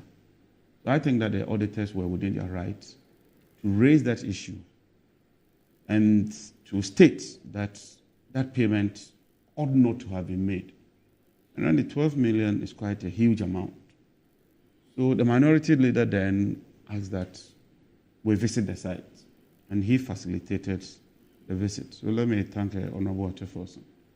And we went with the media, Metro TV, and all the other TV stations. Our first point of call was Kurugu, where we visited the chief, and you heard the chief himself. The chief really lamented and was explicit that once a son of the soil, Dr. Mahmoud Baumia, who hails from the northeast, came and promised them that the dam would be absolute faith in their own son, and that if anybody could let them down, they never believed that the vice president would do that. So the chief delegated 2 of his sub-chiefs who joined us, and then we drove down to the construction site itself. It takes you about 5 minutes from the chief's palace or from the village to the dam site. And when we got there, we were shocked at what we saw. Bare land, no construction. And so one would have even thought that normally the contractor would try and put up some campsites in order to continue. When the Chinese went there, they rather went to the chief, and because the chief was so passionate about the project, they evacuated the nurses from the nurses' quarters and gave them the nurses' quarters, hoping that within some months they will construct the campsite. So the evidence there clearly showed that there was no construction, there was no fiscal work. What we saw were some blocks that were molded. And when we counted the blocks, there were 217 blocks. We counted the pieces. And then 2 trips of sand and 2 trips of chipping stones. So we asked what they were doing with the stones, and they said that the contractor had abandoned site, and when he was going, there was a certain man in the village, one Alhaji Amadu. The contractor sold the blocks, sold the chippings, and sold the sand to this man, took the money, and left Ghana. Our checks indicate that the contractor has left Ghana after receiving the $12 million. So clearly, in contracting, normally when payment is to be made to the contractor, you raise a certificate. The consultant will have to come to the site and verify. A proof of that certificate, invoices and vouchers are raised before payment. That is why the minority is made it abundantly clear that when we resume as Parliament, we would file the processes in order to haul all these agencies, particularly the Ministry of Finance, before Parliament. And we would ensure that we use whatever legitimate means to retrieve these monies, because that $12 million cannot go down the drain, and whoever issued that instruction will be held liable and accountable. Moreover, we've briefed our flag bearer, and our position is simple. On assumption of office, we shall constitute a thorough audit into all payments. Because yesterday I was on a sister station, and some consultants confirmed that they've also received some payments aside the 12 million. So beyond the 12 million, it does appear that some additional payments have been made. And Professor Miller himself confirmed that. Let me just be specific. Who's Professor Miller? He was a Pro VC for the UDS. He's now a consultant, and said he was engaged to undertake some services and was paid. And that was aside this 12 million paid directly to the contractor. I'm also hearing that some other consultants have been paid. But the bottom line is that the 4-year period is elapsed. We are now in 2024, May, and I can confirm to you that not even a teacup of concrete, a teacup of mortar is being poured on that site. Rather, the few blocks that were molded have been auctioned on sole sourcing basis to one individual. Blocks? Yeah, they selected one. Alhaji Amadu. That's the name of the man who bought the block. Alhaji Amadu. So He sold the blocks. The Chinese contractor should go through a competitive At least tender to sell the blocks. Yeah, when you are auctioning. So they sold. And it's really a very sorrowful state. But the other issue about the dam was to prevent the annual flooding. Yes. Because of the annual flooding up there, the dam was supposed to hold that water. So, unfortunately, this is the state. And I heard Dr. Bamia last week say that he's committed to completing the dam. Randy, you have 5 months to leave office. It says when he is voted. And when he's voted again. Yes. But why would he be voted again? It says it will be a priority. He's had 8 years. You've gone there, you've cut the sword, you've done nothing. Money has been squandered. And I can tell Ghanaians that if Dr. Bawumia becomes president, not only would that dam still be in that sorrowful, poor state, those who squandered this money, nothing will happen to them.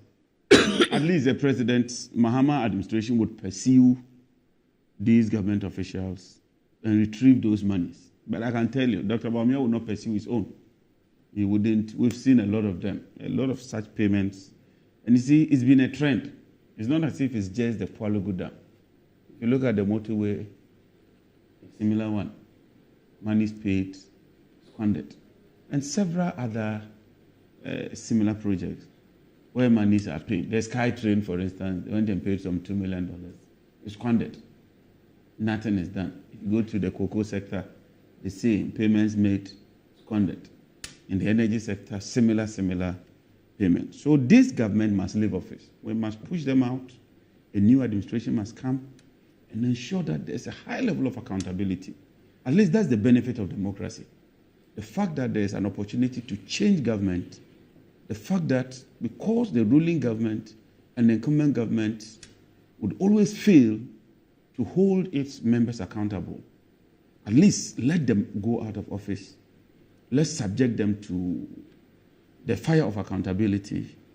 And I'm sure that it will serve as a warning to those of us in administration and in office to exercise some level of discretion and some level of caution. So, Randy, that's the state of the Palugu Dam. When we resume in Parliament, we would not end it there. We would file the processes and ensure that these monies are retrieved. Well, Randy, what's going on? Let me say good morning to you and good morning to my brother, Honorable John, and all those listening to us this morning, especially my constituents in the Sisala East. Well, Palugu multipurpose dam, I think, is a very, very important project that has been dear to the heart of all governments since the First Republic. Every government that has come has prioritized this dam. I mean, from Nkroma's time, if you look at the 7-year development plan of Nkroma, all these dams were part, apart from Akosombo, Bui. The Palugu Dam was part of his 7-year development plan. He did the Akosombo Dam and he was overthrown, so he couldn't continue with the other dams. And subsequently, President Kufuor came and initiated the Bui Dam construction and was eventually completed by Mills. Unfortunately, the Palugu Dam has been on the drawing board all these years and unfortunately has not been done. If you look at the 2012 manifesto of the NDC, I mean, it was captured in there as one of Mohammed's priority projects. And I am a bit surprised that my brother didn't give a comprehensive brief on what the NDC did. Apart from the feasibility studies that was done, I think around 2014, there was a contract awarded for that dam to be constructed under the NDC. Who awarded? The government of the NDC. To who? I think it's a UK Energy. Please, this is a life. Well, please. This is. Please. You can check. You can check. I was the minister there. I was in that ministry. You can check. No, but we didn't award that contract. We awarded a contract for feasibility study, a contract for environmental and social impact assessment before you award the main contract. You need to do a lot of preparatory works. And those were the contracts we awarded so that you can continue with the contract. I'm aware of that. I'm aware of that. But I think beyond that, there was an attempt for the main work to be done. I mean, you can still check, I insist. So the point I am making is that this is a project that has been prioritized by every government that has been in Ghana, from President Nkrumah to President Akufo-Addo. To the extent, John, I believe you remember there was some $300 million loan that was taken, targeted at doing this particular dump, and then another dump around the Julie dump or so. You have the Juale, you have the Herman, you have the Palugu. I know all those dumps. Yes. And that facility was intended to do all these projects. But the government then said the money was not adequate enough to do the Palugu Dam. I am just making the point that the effort that is going to cost us $1 billion. Obviously, you cannot be talking about $300 million for that and 2 other dams. Well, but you know, President Mahama had cause to respond to these matters. That he had diverted money that was meant for Palugu Dam to some other arrangement, which eventually resulted in the Eastern Corridor rules and all that. I'm just trying to make the point that this dam has been very important and every government has considered it important. And so every government has made some effort trying to develop the dam. So its importance cannot be underestimated. Now, the President Akufo-Addo's government started the process and then cast sought for the project to be executed. And the funding was actually supposed to come from Sino-Hydro, from my understanding. Unfortunately, we are all aware of the development that started from 2019 and all that. And so, can I just read this one sentence? Okay, no problem. Former President John Mahama has described as false allegations that his administration diverted funds intended for the construction of the Palugu Dam in the Upper East region. According to Mr. Mahama, the dam never reached the stage where the government could access funds before his party left office in January 2017. Period. No, the funds came. I mean, you know that the funds, the 300 million that we are talking of, it came. The money is here. Yes. But it was not used for the Palugu Dam, which he actually admitted. That was what was used in constructing the Eastern Corridor. It was a Brazilian facility. It was rather meant for the Juale and Herman. So it's not Palugu. And they were, no, I am saying. Why are you bringing Palugu here? Oh, John. Anyway, let's progress. All right. I am saying that the government his governments were rather intended for the Juale Dam on the Oti River between Ghana-Togo border and financed by Brazil and the government of Ghana at a cost of $300 million. But you see, this allegation was made, I think, emanated from the VRA. That money was intended for Palugu Dam. But the president then came to clarify that it was not meant for. Chinia, please, the Brazilian facility, was it not approved in Parliament? Yes. And so how could it be meant in for? the parliamentary records, when you are approving a loan, are the projects that the loan is intended for? So my understanding is that in that process, both dams were included. No. Palugu was in the parliamentary document. No. It was Palugu and Juale dams. They were the two dams that were being considered. At 300 million. Well, but that was the question. You guys that is the allegation. Let's go. Chinia, let's go. From 300 million to 900 something. But you know, time is a factor. Time is a factor in inflation. Yeah, dollar-rated inflation. Time is a factor in construction. Dollar-rated inflation. Yes. Let's move on. Time is a factor.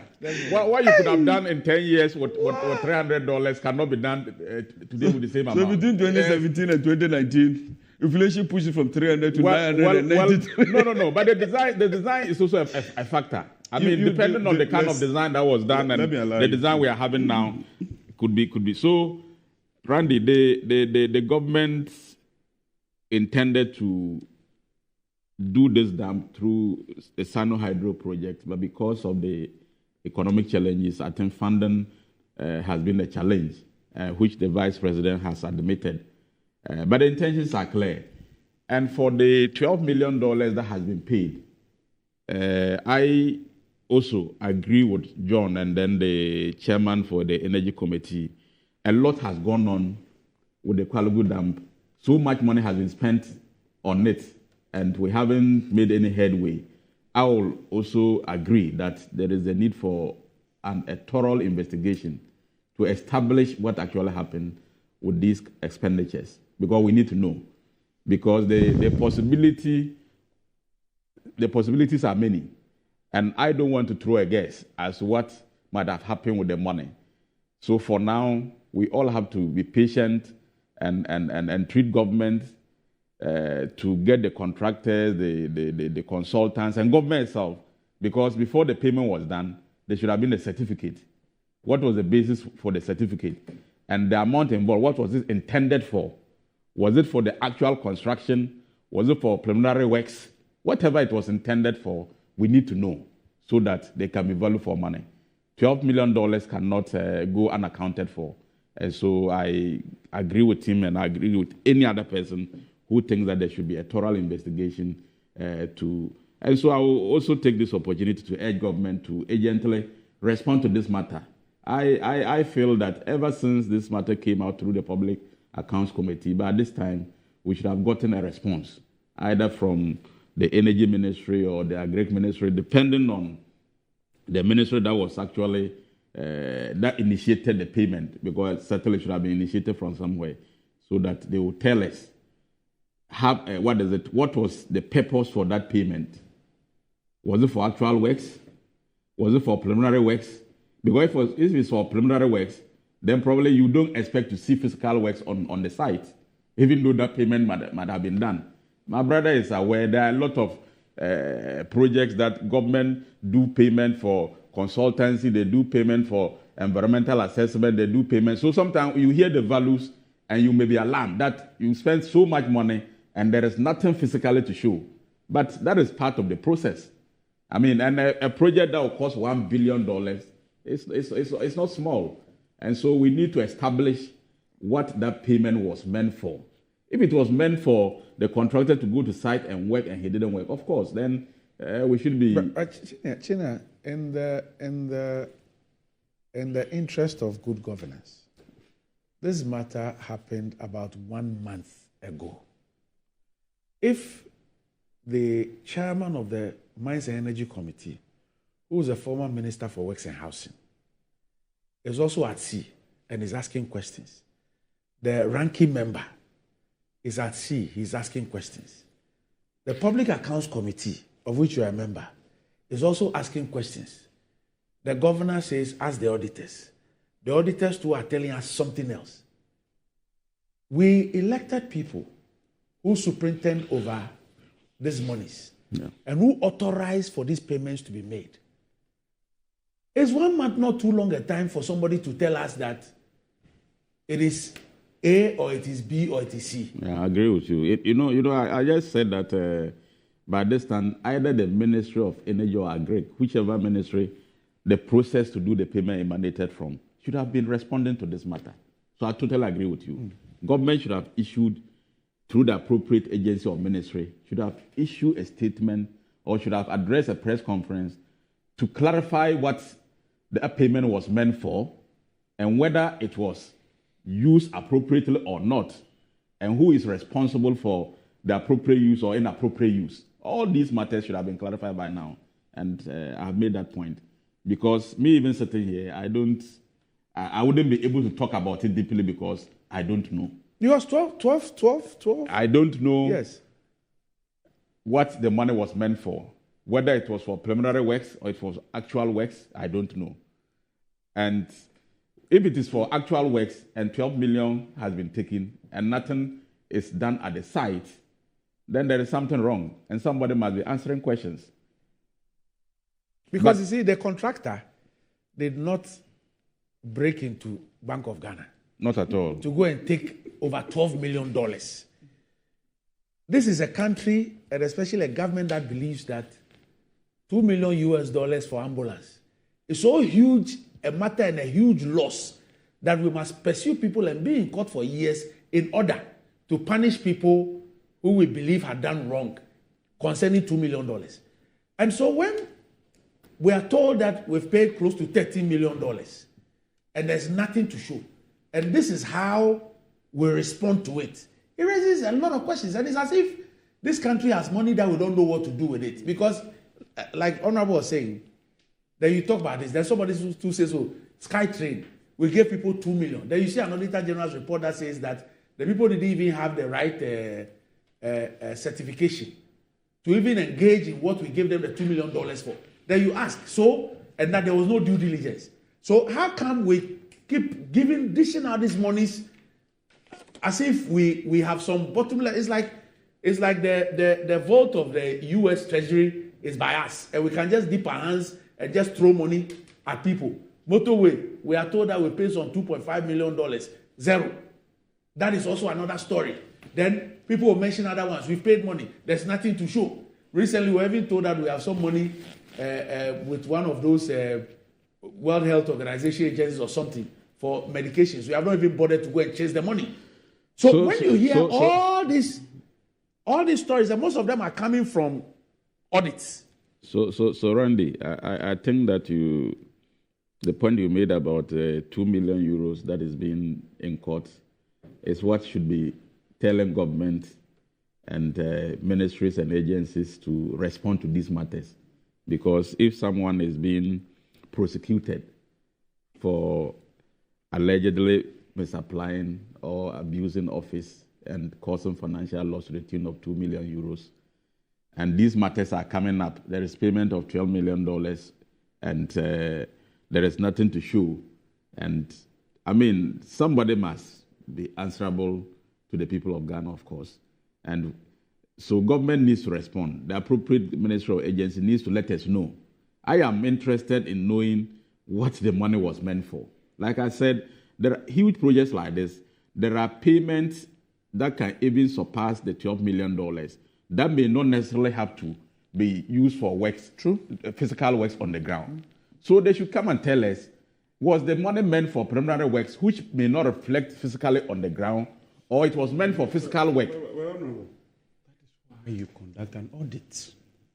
The essence of an audit is to determine what the money was meant for, how it was paid, is there value for money, does it meet international accounting standards, and all that. This is an issue the audit raised, that it shouldn't have been paid. So it's not as if... So those who paid must say that the audit is wrong because of ABCD reasons. Yeah, then the audit would give you an opportunity. That's how I do audit. They come, they go back, they send it back for you. We raise issues. We've realized this, they're providing information back and forth. Then they qualify it. The auditors have raised and qualified that money shouldn't have been paid. Then it goes to the Public Accounts Committee, and you are given another opportunity. Maybe as the auditors raise that, you've gone to rectify or correct that anomaly. So at the Public Accounts Committee, they'll say, yeah, we shouldn't have paid, but we've retrieved the money. So far, all the evidence shows that this money was paid inappropriately and shouldn't have been paid. And that is why government officials are quiet. John, I think. No, but what I've said suffices. $12 million.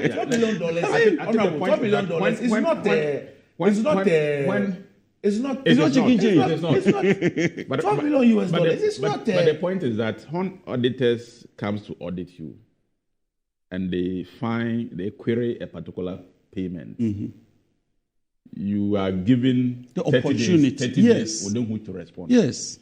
In some cases, or in most cases, the agencies don't even respond at all within the 30 days. And once you don't respond, they have to find its way into the audit report. Yes. So who is to blame? So once it gets into the audit report, then you still have the opportunity to appear before public accounts to respond to it. Yes. In this particular case, I can say that the agencies involved, I'm sure when they were queried, did not respond at all. And that is why, because if they had given satisfactory explanation why that expenditure, then the matter would have ended there. But once they didn't respond, then it got into the audit report. Now at the audit Public Accounts Committee, the Bank of Ghana was the entity that was questioned. And their response, I believe, is right. Because for them, ministries and agencies will process payments based on work done. And then it is pushed to them. It is not for the Bank of Ghana to go and find evidence whether the payment that has been submitted to them for payment was appropriately done. So I believe that Bank of Ghana was not the appropriate agency to respond to whether the money was used appropriately or not. Because for them, if Ministry of Water and Sanitation gives a contract and the contractor raises a certificate, and then the ministry has to be sure that works have been done before you process the certificate. And then when it gets to Bank of Ghana, they know you have done all the due diligence, and so their duty is just to pay. So it means that if there is a problem with the payment, it is Ministry of Sanitation. Does the central bank pay without looking at any? They would have done the attachments. Everything will be attached. They would have the auditors will see it. Yes. They would have given all the attachments. Yes. That this work done, I'm not sure carried out, the central certified. government will go ahead and the central bank will just go ahead and when it hasn't seen documents. And it's not like the central bank pays. It goes to controller. It goes to controller, yes. Controller does the payment. Controller have to verify. Yes. And then issue the instruction. So if the auditors cannot find any paper trail, and they are saying that this payment shouldn't have been paid, there's a huge problem.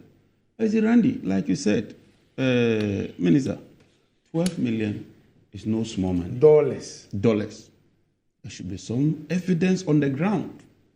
12 million, there should be some evidence on the ground. No, like Honorable is saying, if, for example, it was for feasibility. No, feasibility is done already. You don't get what I'm saying. Mm-hmm. I'm saying, even if, assuming that it was for feasibility. So first of all, the contract, whatever was approved, will indicate all those things. Would show. So if 12 million was for something included in the contract, we should know. And the evidence of that thing having been done should be there. Yes, and this contract is an EPC contract. Which means what? Engineer, procure, construct. Some also call turnkey. You will do it and handle it. So it's for construction, which presupposes that all these things is done. You are now going to construct.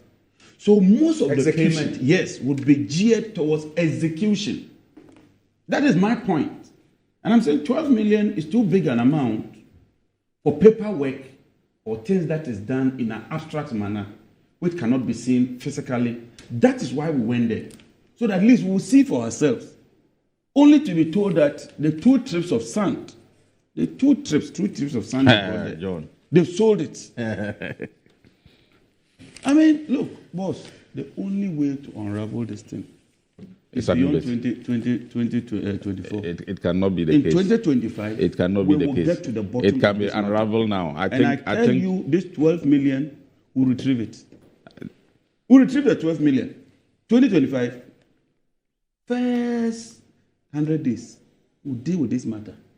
It's a matter. It should be dealt with now, not. Why do you have to? No. Come up one man I mean, they should be. At least the vice president, even after this had the opportunity, he commented on it. You know what he said? That when if he's lucky and he wins, they say he will execute the project. Oh, but John, look at this. You also promised. You even stated in your manifesto in 2012. In 4 years, you didn't do it. But you are still promising it. So the fact that 2012 NDC manifesto, Palugu Dam is in there to be constructed. And after 4 years, you couldn't do it. So the fact that we couldn't do it does not mean that the vice president, as our flag bearer, cannot promise that in 2025, when he becomes president, he will do it. Tina, clarify something from you.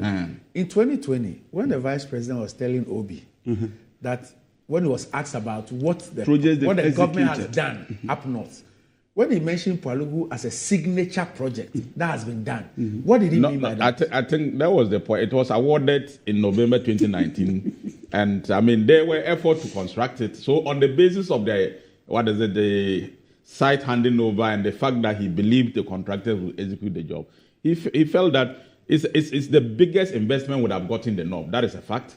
But at the end of the day, the funding didn't come in, so the project could not be done.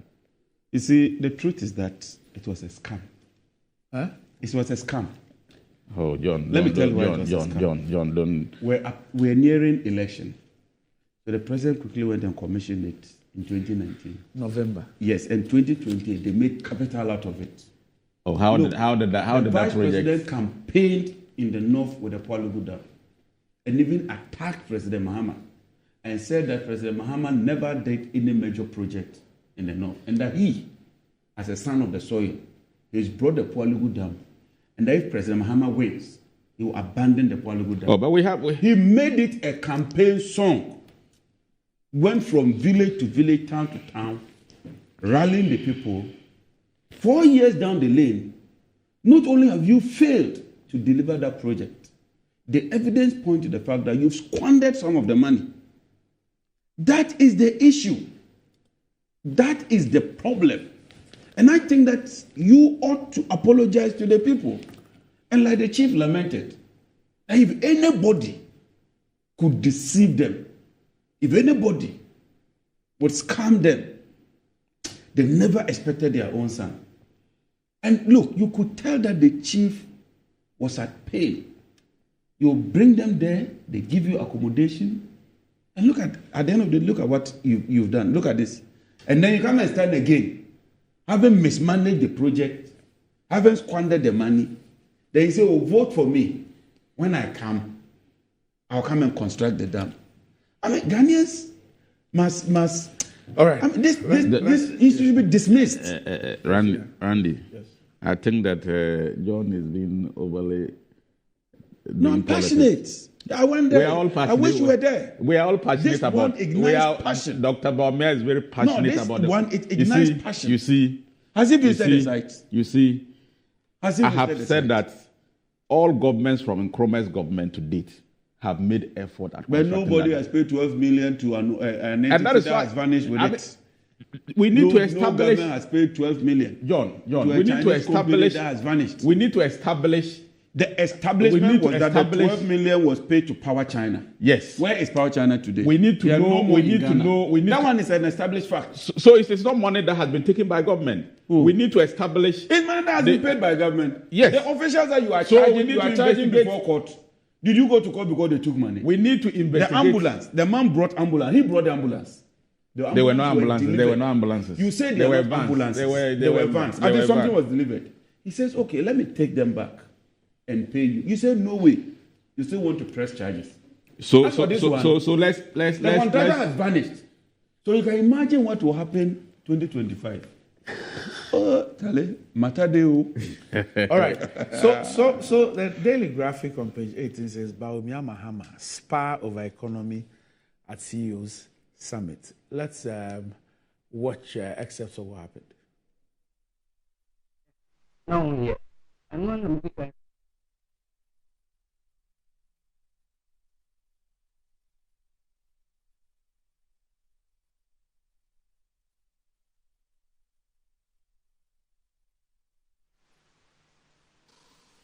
Today we stand at a critical and troubling crossroads.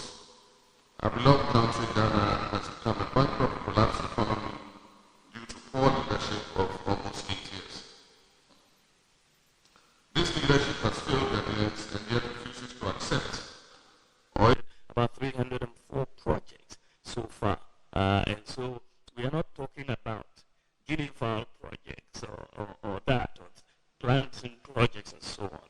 It's very, very tree planting projects that bent when they were planted. So we can talk about this economy that you say has not done well is doing better than you did when you were president, Your Excellency.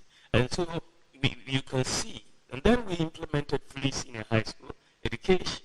Now that is one major landmark policy that we have put in place, and that most people thought it wasn't going to be possible. In fact, the former president said if he had 2 billion Ghana cedis, he wouldn't invest it in free senior high school education. But well, we have, and the benefits are huge. You've seen an increase in enrollment in free senior high school education. If this is what a collapsed economy is, then I don't know what his economy was in that regard, because in all of these metrics that are routine in the area of development, we are doing better than the economy that he was managing as president. 17.6 million projects so far. And so we are not talking about guinea fowl projects or that, or planting projects and so on. It's very, very tree planting projects that bent when they were planted. So we can talk about this economy that you say has not done well is doing better than you did when you were president, Your Excellency. And so you can see, and then we implemented free senior high school education.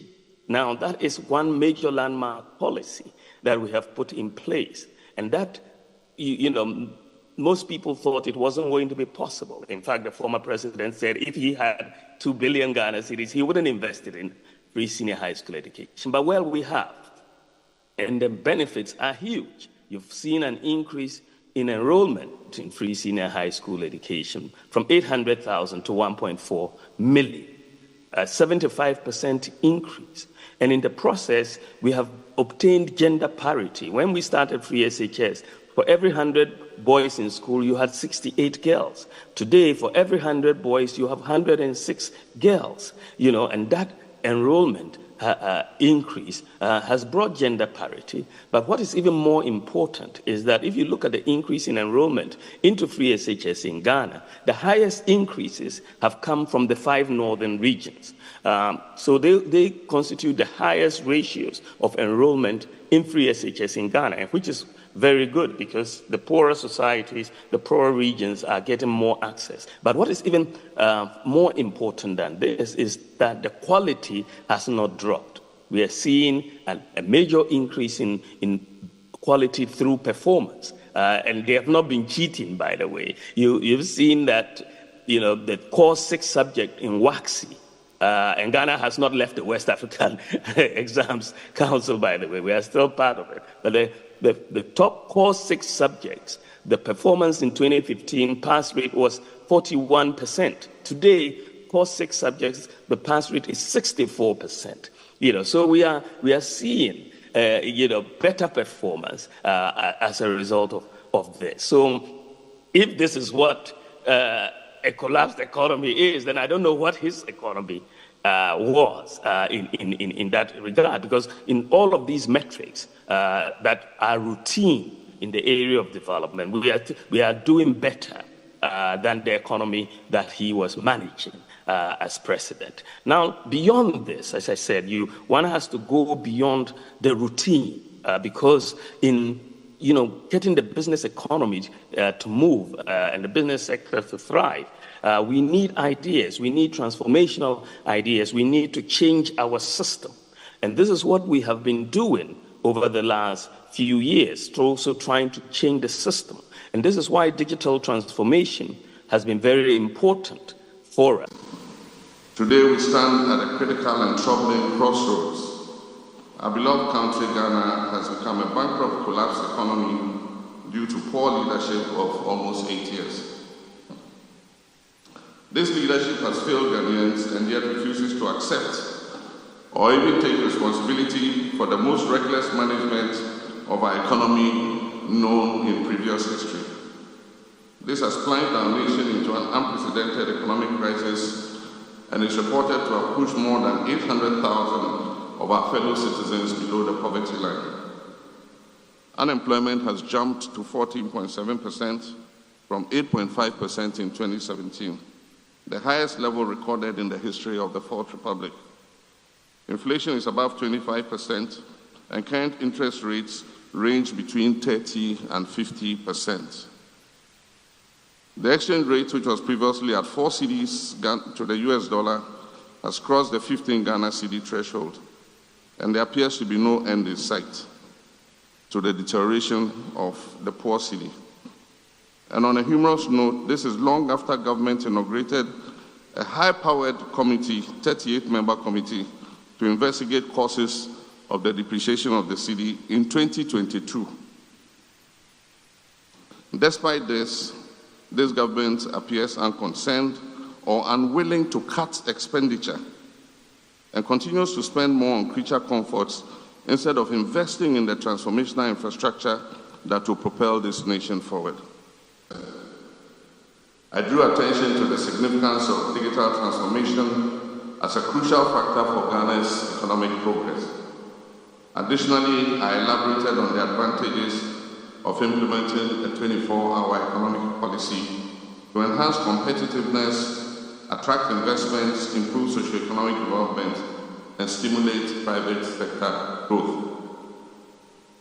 Ladies and gentlemen, throughout history, people have always the best available resources and tools to achieve specified objectives.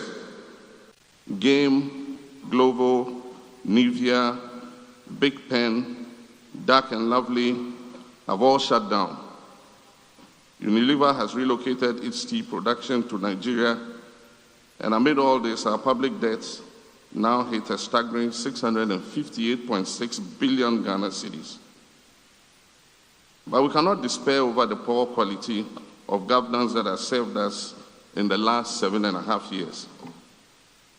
I wish to use this opportunity to appeal to you, captains of industry and the investor community, to tarry a bit more. Please don't leave our country. It is said that the darkest hour is before the dawn. The beauty of our democracy is that it affords us the opportunity to change our current trajectory. You can rest assured that a new NDC administration will work with you to create a conducive environment for businesses to thrive. Together, we'll expand your businesses to create more opportunities for an increasingly youthful population.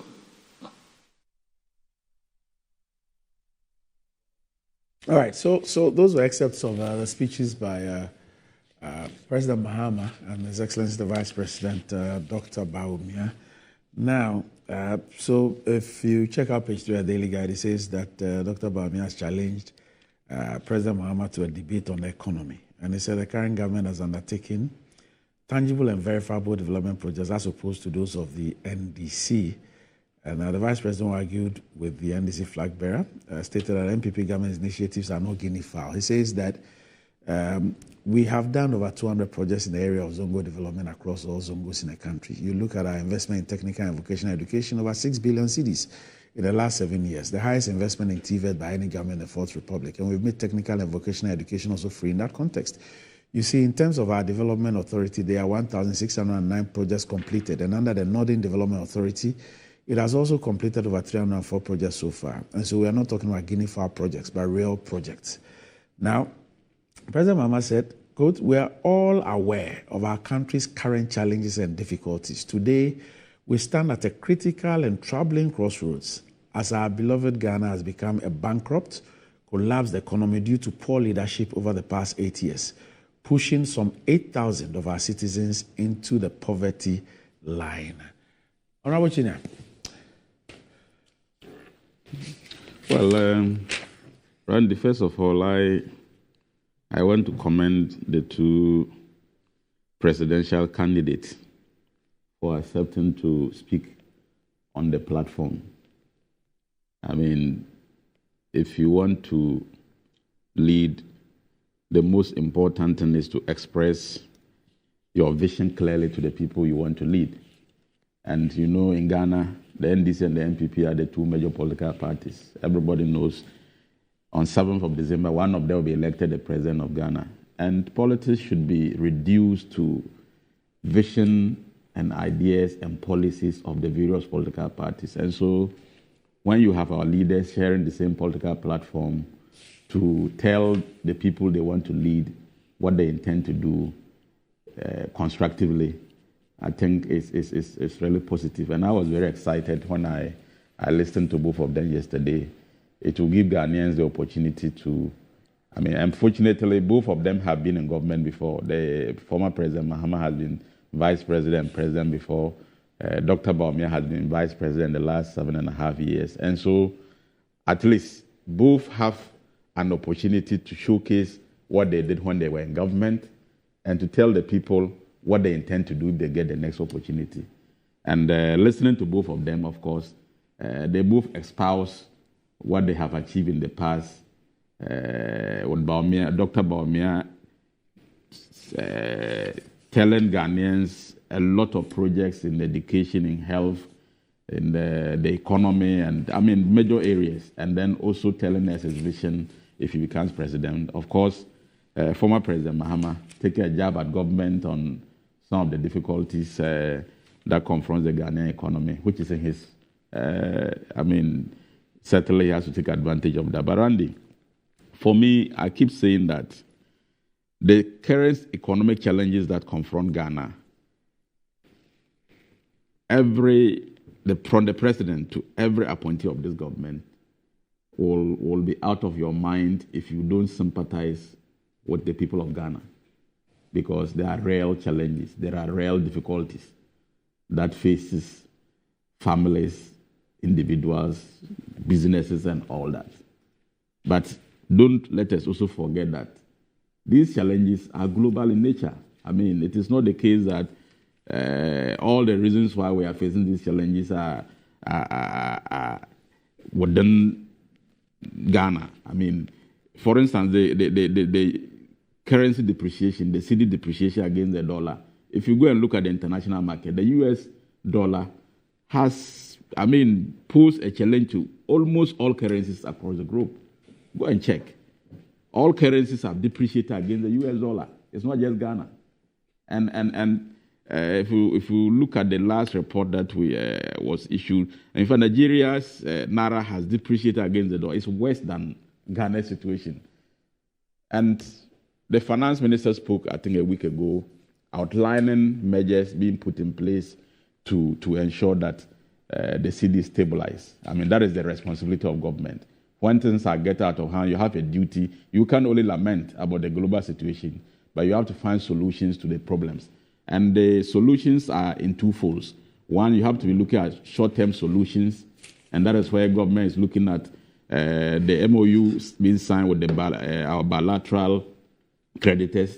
Certainly will result in we getting some financial support, which will inject some dollar liquidity into our system. There are other expected resources that should also come into the system that will support the cedi and at least reduce the level of depreciation of the cedi against the dollar.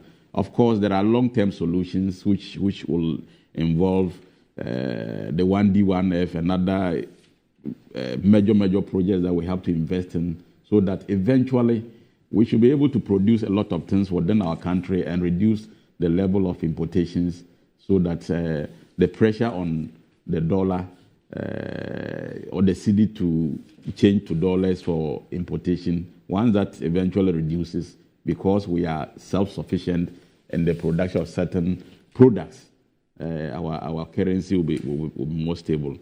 The former president talks about the debt situation.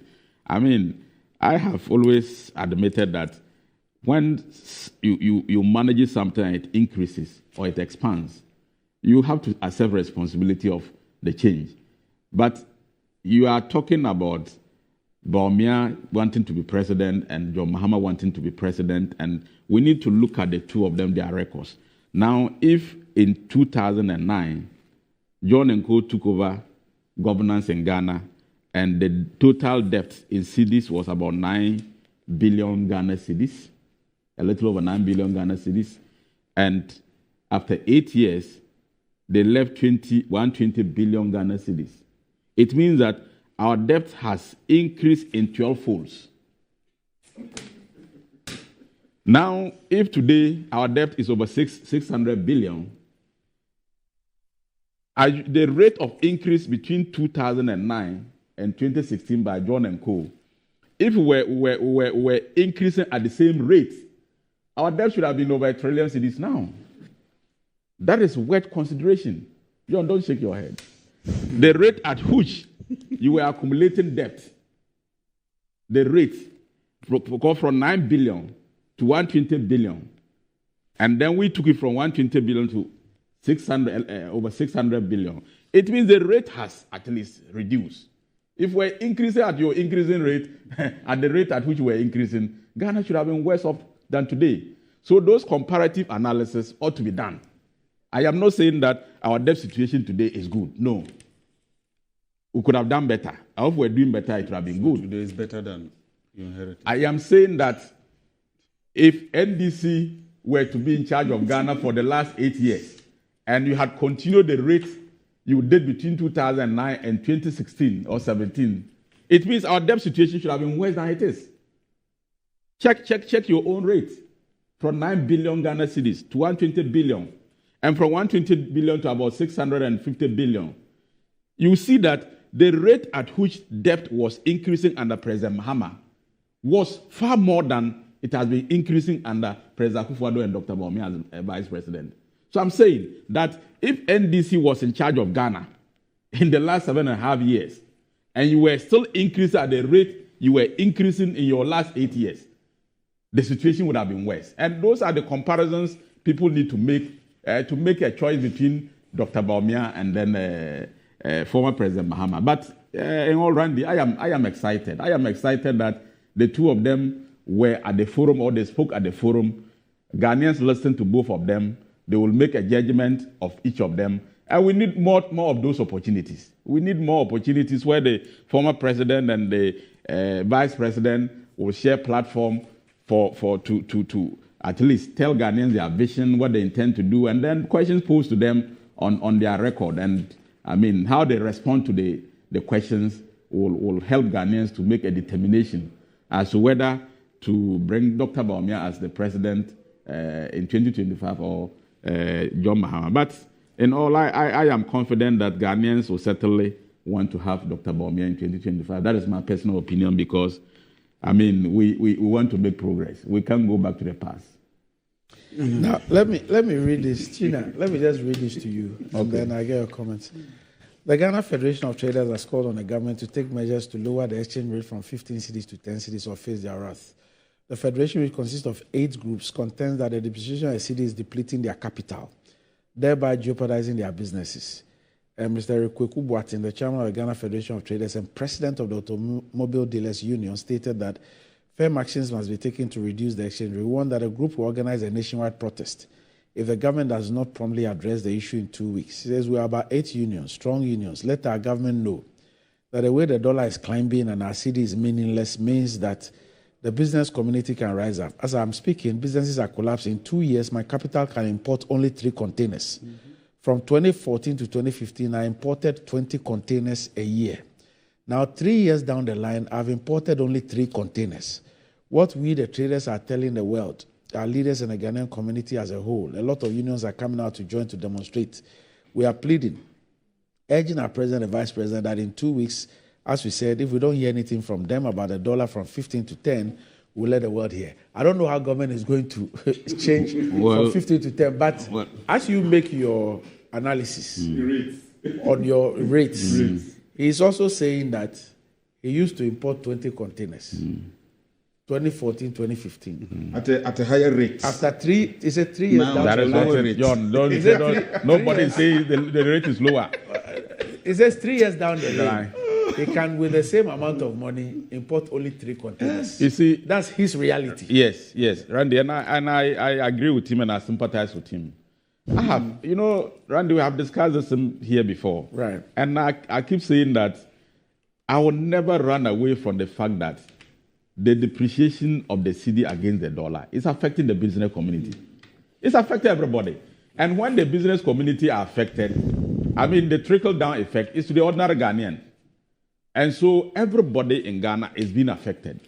No doubt about that. Because once you bring in goods and the cedi depreciates, because you are selling cedis, and after selling, you have to change the cedis into dollars so that you can import. So if the cedi depreciates against the dollar, it means you require more cedis to get probably fewer, to get your dollars. And so if you require more cedis, it means your dollar position will go down. And so your capital is affected. No doubt about it. And government, of course, is taking steps to remedy the situation. The finance minister had a press conference, I think, last week. There are steps that are being taken. Like I said earlier, some of them are short-term measures, and I believe that there will be stability. And so I can only appeal to them to exercise some restraint whilst government make effort to address the situation. But sometimes, Randy, even though the reality is that their capital is affected, but it's also important to add. Today, John sitting here may say that the rate of change is not important because probably it satisfies him. But rate of change is important. If the rate of change, if the rate of change, something is changing at, say, 10%, and another is changing at 15%, are they the same? They cannot be the same. Rates? They can't be the same. No. So the rate of depreciation, the rate of depreciation under you then, if we were experiencing the same rate of depreciation, our position would have been worse. That is the point I am making. I am not saying that I am not saying that I'm happy with the situation. I am not happy. And I know it affects me, it affects my constituents, it affects every Ghanaian. Once the cedi depreciates against the dollar, everybody in Ghana is affected.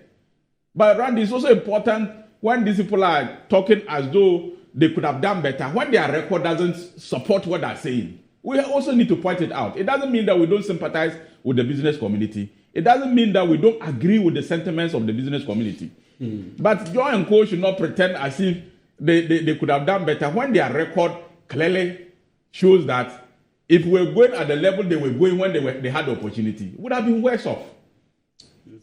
Let me give you some education. No, you are not. You are making your point. When we are talking of rate of change, there's a starting point. You understand? Randy, the trader is not so much interested in what we do here about rates and rates. It's reality. Under NBC, under your so-called West rate, I could do this number of containers. Under MPP, these are the containers I could do. Look, do you know that there's a crude way of measuring inflation, and there's the standard way that Bank of Ghana and Co does. So if you use a normal crude way, it's just to say that the dollar was 10, now it's 15. So you just do the rate of change between 15 and 10. But in the economics field, you don't do it that way. You use today's rate, yesterday's rate, and take the inflation between the two countries. So you normally see a lower rate. But, Minister, let me just give you a quick example. I have 100,000 cedi debt today. Are you following? Yeah, I'm following. You borrow 100,000. So it's 200,000. That's 100%. Is that not it? I mean, if you're 100,000 and you add 100,000, that's a 100% increment. Yeah. So 200,000. The next day, if you add 200,000, that's 100,000. Because it's over and above. So as you move, the rate slows. But the impact is huge. And that is what Dr. Bawumia has been. That's why we're in this mess. This gymnastics with rate of change, not facing reality. That is why we are in this mess. Because when your debt moves from 100 to 200, it's 100%. The next day, if you add 200, it's a huge figure. But it is 200 because you're moving from 200 to 400. So it's on year and year and year and year. And if you get deceived by that, and that's what you are doing here, you will face to face reality and you'll be caught up in a web. But what is the net effect? With that higher rate of change under Mahama, we never defaulted. Because the issue of debt is not even the debt. Japan's debt is more than 100%. The US is hugely indebted. Yeah. It's how you are able to manage that debt, which you call debt servicing, i.e. paying the interest component and the principal as and when they are due. So if you are credit worthy and you can pay your debt and you can mobilize internal resources to deal with that, it's not an issue. That's why you just don't look at the debt. You look at your percentage of tax to debt servicing, your revenue to debt servicing, and do your projection. And we say that, look, you are financially sound. People can do business with you. As we speak, we are bankrupt as a country. We can't pay. Look, you can't even service your debt. You are bankrupt. Did you ever hear of a haircut under President Mahama with this so-called high debt? That you take people's money and come back and tell them that I can't pay you back. Take a haircut. Did you hear that? I mean, you're talking of a very serious situation. You know the number of years it will take for us to even correct this mess that you put us in. And I was listening to the vice president. There are some people who wrote exam. It was 40% pass mark. Now it's 60%. And so what? No, and so what with the economy? And so what? So the exchange rate is good? So our debt to GDP is good? I mean, you see, we should get serious with the people of Ghana. We are talking of the economy of Ghana. 800 people have been pushed. 800,000 people. That's almost 1 million. Pushed into the poverty bracket. You ought to be worried as a government. There are almost 1 million people pushed into the poverty bracket. And you are telling us that some people want to write exam. 800,000 people. Inflation is increasing 25%. You know what it means? Inflation eats away your purchasing power. That's what inflation does. It eats your purchasing power.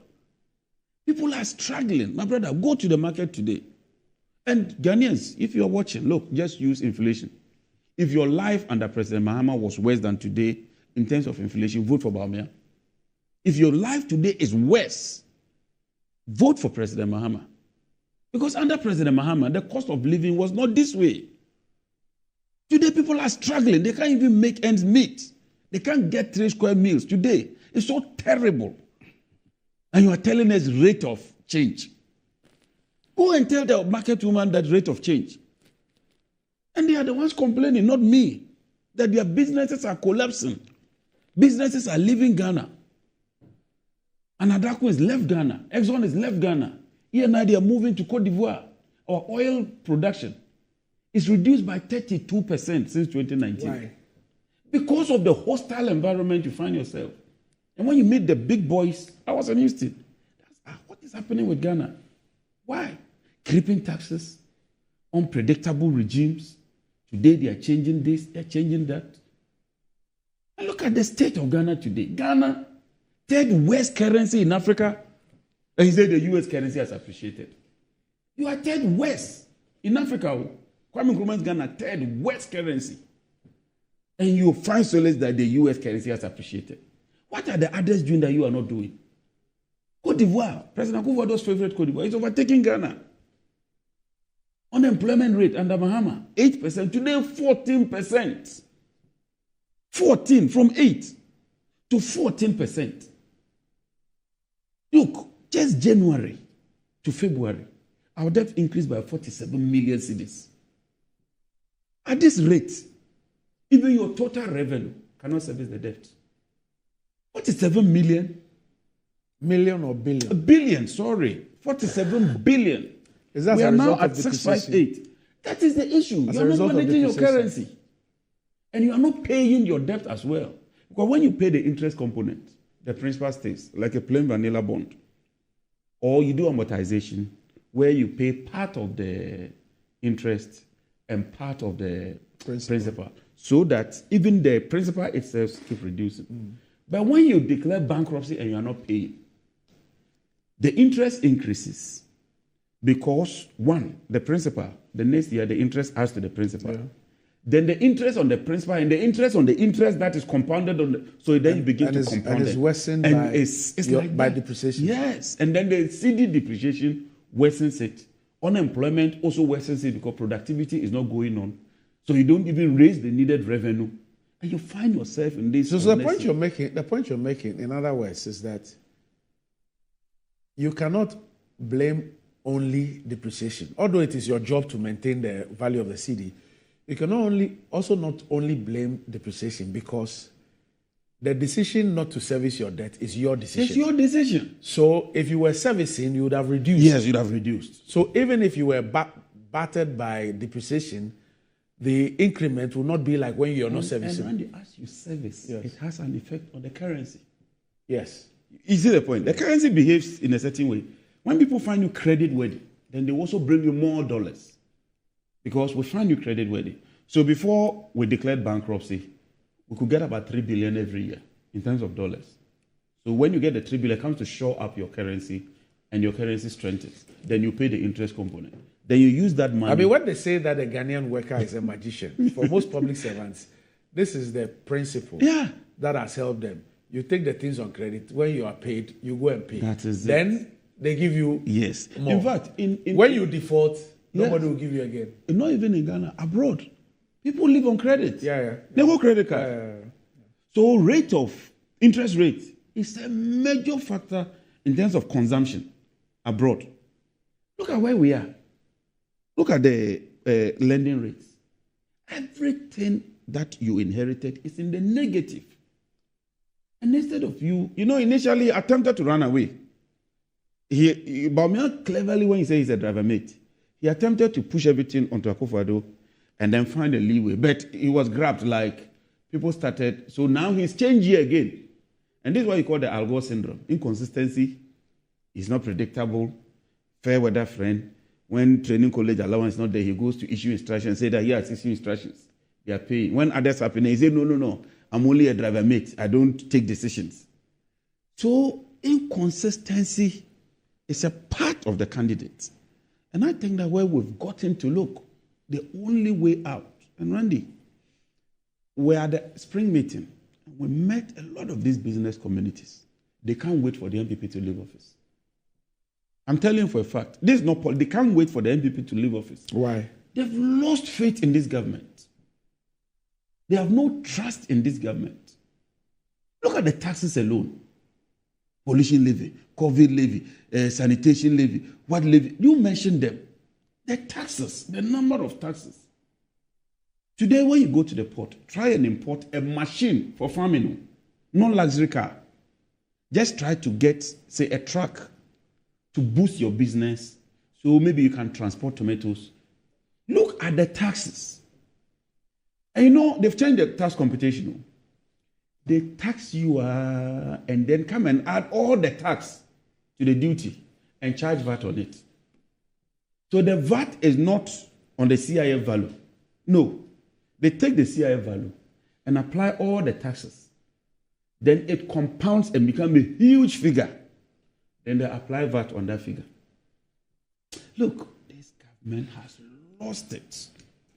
Any discerning Ghanaian, any Ghanaian who loves this country, anybody who means well for this country, will not vote for this government.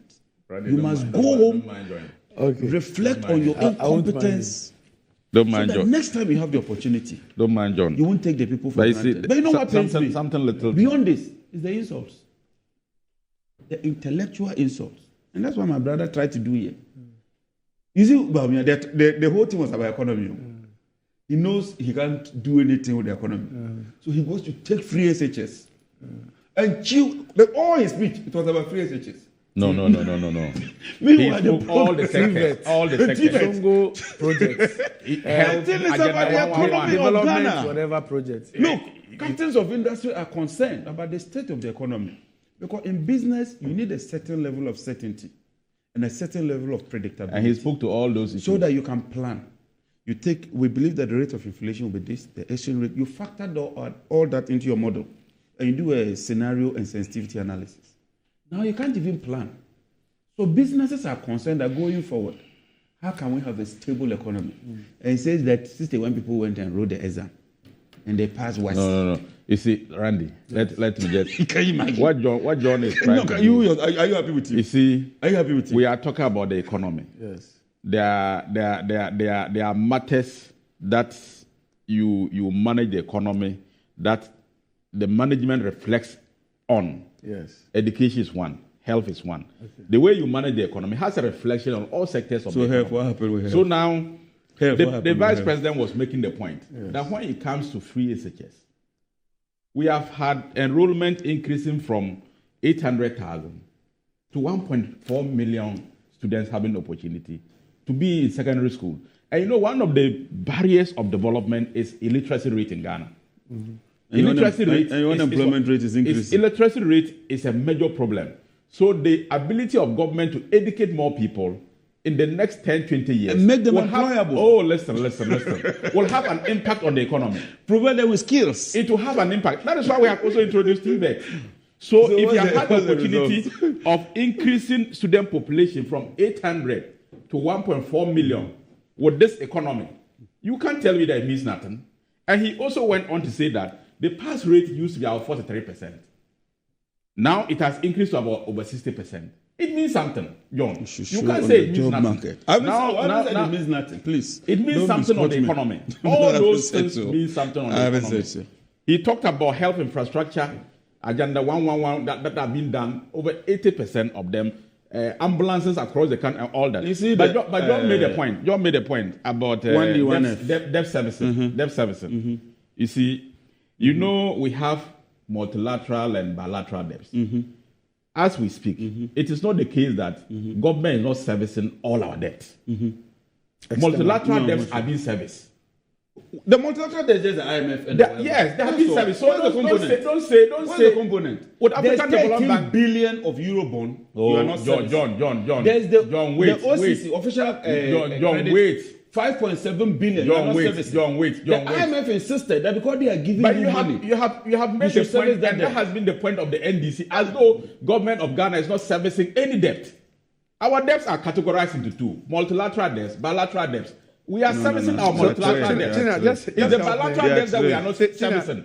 And you know, because we are not servicing the bilateral debt, it also even has an impact on our economy, because that's what the releases they were supposed to make to major projects that we are undertaking. But that's our decision. And now we are eventually the MOU is being signed. Which MOU? With our creditors, bilateral creditors. Last week, you know what? Last week we had that. You know who will come and implement it? Who? It's Mahama. Oh, Masa. Let me tell you the process. Where is Mahama coming? It's not done yet. Mahama is not close. It has to even come to Parliament. What? The agreement with the Paris Club. It has to come to Parliament. So John, when I heard them running around, Mahama is they were doing the same thing with the Eurobond holders. They rejected Ghana's offer. So the Eurobond is hanging. And we met them. Look, as a government in waiting, a minister. Well, government waiting. For the way. A lot. Don't deceive yourself. We met them in Washington. Mahama, and when we gave them our roadmap again. as to how we'll deal with the situation, they can't wait for this government to leave office. They are bereft of ideas. They've lost it completely. Look, anything this government has, they should do it now. To say that I can do A, B, C, D, I'm in government too. My government is in government. My government is punishing you with taxes. But if you want the taxes to be abolished, retain my government. Now, where is this logic? John, where is this logic? Randy, why are you saying? Where is this logic? No. John, you were the spokesperson to the vice president under Mills. You were a spokesperson to Mahama as vice president. Mm-hmm.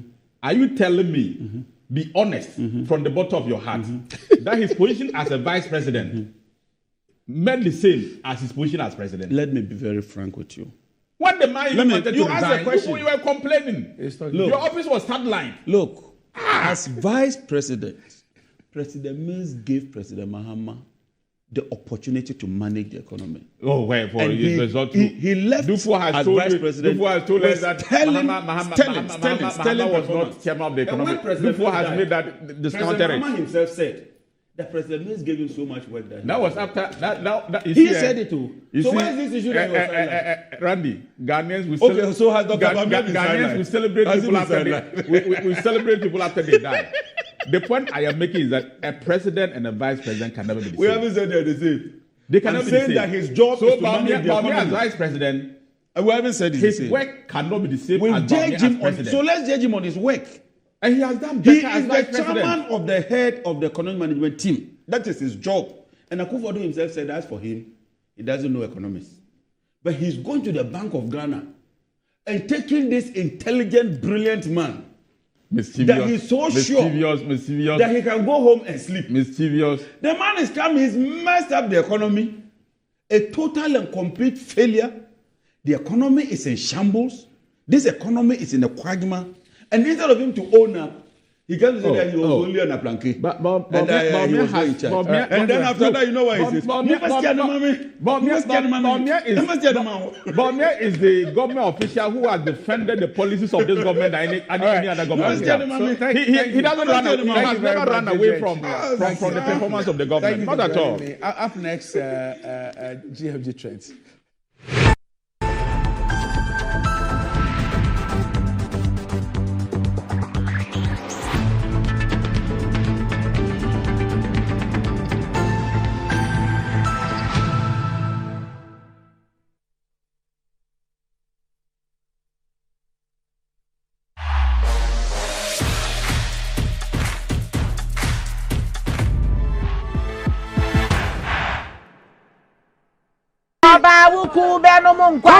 Customer.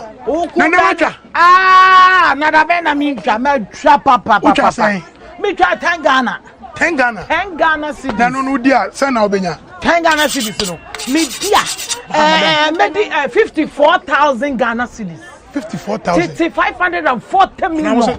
Here. Bia o de wanu na me twa me di ehun skasa. Here. Ene na giga keka, ade tina we. Tina wa boki. Draw no na asase no eh. Mami mi volume no.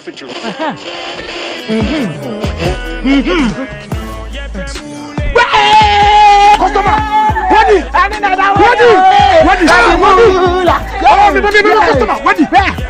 One of our daily lucky winners. Dial *946# to play now. Or you can also play online at www.gamepackgames.com. Game Park is regulated by the National Lottery Authority.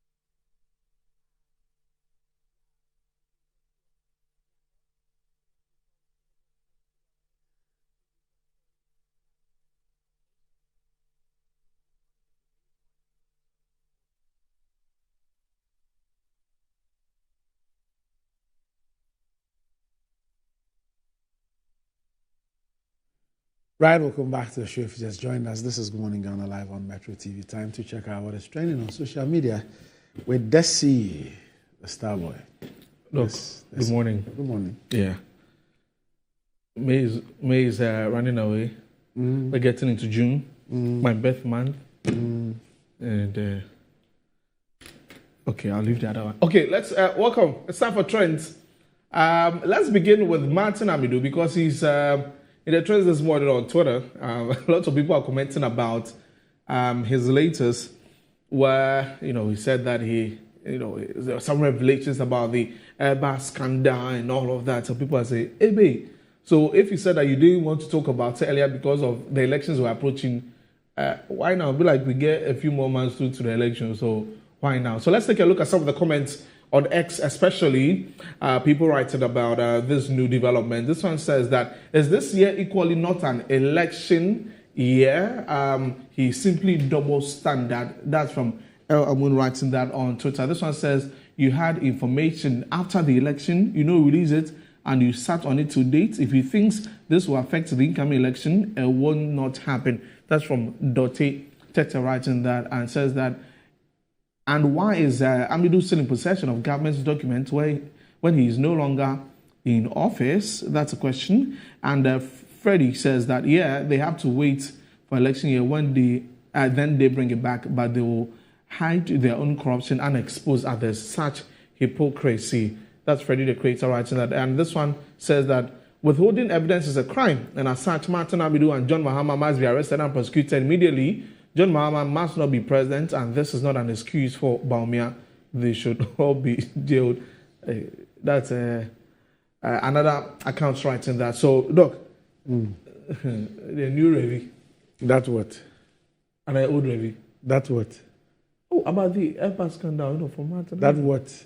What did he say? That he had some information that he did not talk about. Which information? About the Airbus scandal. He should put out information. Oh, so if you get that, drop him, please. Oh, therefore, medical, if the information there, you drop him, make we see, so that we can take it from there, and we'll see what happens. So that's also trending on Twitter. I woke up this morning, I saw that Elwes are trending on Twitter, so I go for a trendy, and I'm gonna for a trendy on Twitter. I was like, what just happened? So I opened it and Doc. It was a lady who shared her experience that her parents said that they don't like Elwes, so she had to break off her relationship, and people started, commenting on it, and that's how it got into the trends. And people are talking about tribalism in 2024, why these things, happen. So that's it. My daddy hates Elwes, so I don't think we can continue this relationship. I'm sorry. So that was the response she gave to a gentleman. And this one says that, bro, it exists big time. My ex-girlfriend who is in Canada called me and told me that her mom says she doesn't like fancies, so she doesn't approve of the relationship. I didn't ask any questions. I left the relationship immediately. Hillary writes, and this one says, maybe her dad has had a rough experience with Elwes. Don't judge him. Lone Wolf writes in that on Twitter. This one says that your dad's hate for Elwes means nothing and absolutely nothing because God created all humans. He loves all his creations. God loves everything he created, and that should be the number one priority. And moving on, this one says that what have Elwes done to deserve all this? Some people don't even sell to us because we are Elwes. Some don't even talk to us. Very sad that some of that happens in this current generation. They buy into it. Look, that's a... So are we in denial or what? I mean, these things have existed. They've been around even before I was born. They've been there. I think the thing about education and urbanization and all that has helped to, tone it down a little bit. Yes, it's helped to reduce it. I mean, people have had the opportunity of experiencing others. So some of those stereotypes and other things will always be there in their minds. Yeah, they've gone. Some of them on the basis of their experience. But let's not forget that this stereotyping and this issue about what people think about some particular tribes and others have never exist, don't exist. I mean, the reality is that they do exist. Sometimes people don't say them because of the potential backlash for others and others, but they act them out. All I'm saying is that, look, yes, it might not be as prevalent today as it were then, because a lot of things have happened. I think that we know ourselves much better. Yeah. We've had the opportunity of mingling. You've known people, going to school with people, and you get to know them firsthand, who they are, the values that they have, and others. Carry, And sometimes you place that against the stereotyping, and then you tell yourself that this cannot be true. This cannot be true. You know, so there are many things that have happened that have tried to clear some of these things off. But make no mistake, it still exists. There are people who still do. They will not come out publicly to say it. But those things are with us. Yeah. And it's important that we continue to look at how we can be able to erase those things. Yes. I mean, personally, I've had situations where people find out where I'm from, and they're like, really? And sometimes, so your dad is yes, and your mom is, then maybe you took this and you didn't take that. And I get offended when sometimes they say that. But I also begin to understand that it's something that perhaps is ingrained in them from when they were born. Yeah. So the best you can do is to let them understand the folly. Okay. And the danger in holding those mindsets. And also pay your attitude and your relations with them to also use that. To whether that will confirm really. Yes. To do that. But I mean, those things, and sometimes we joke about them. Bema, people say that. Or born free, and we sometimes say those things jokingly. But it is the reality. It's just because somebody decided to write about hairs. There are thousands who have not written. And that they keep suffering those things up to today. Sorry. And so we need to continue working. First of all, we must admit that they exist. Okay. And we need to be able to confront them and find out how we can confront them. And I say that the best really is about experience.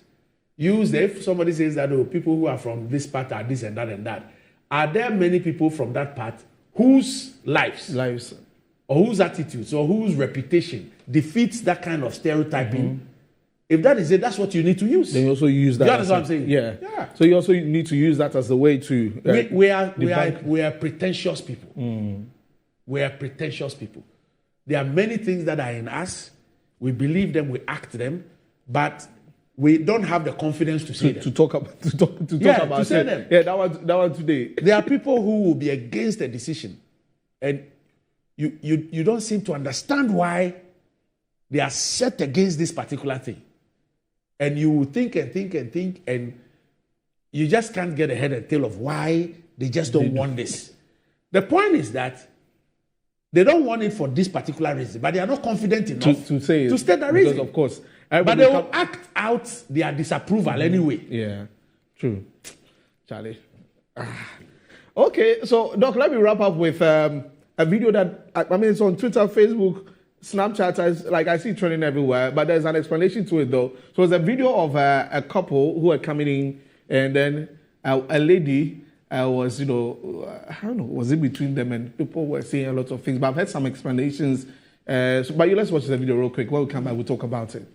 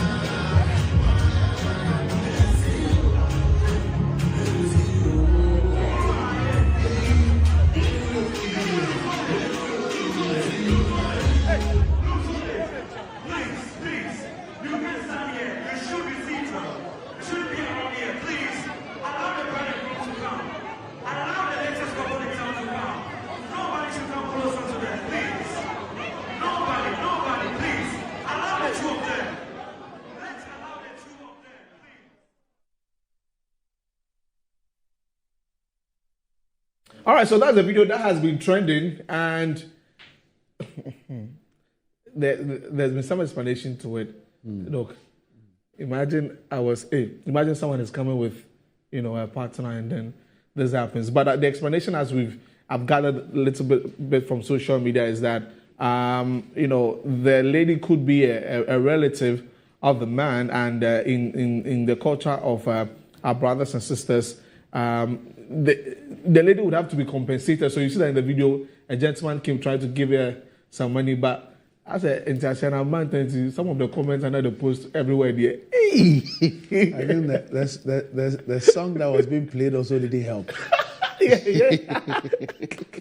Oh yeah. Hey, see you. Everlasting power. But the lady was really calm about it, like the bride. What would she do? Maybe she understood the assignment at that point. No, what was she going to do? Oh, if it is somebody, I will charge you. You saw the guy whisper to her. Maybe that's what calmed her. Okay, to calm her down. If you know, so yeah. But the lady also acted the thing well. Yeah. When you be the point they had to cut the song and say, go and say, I said, no. They realized that you could have the guy's friends who perhaps didn't know about this tradition, who could have just come on the floor and assaulted her. Yeah.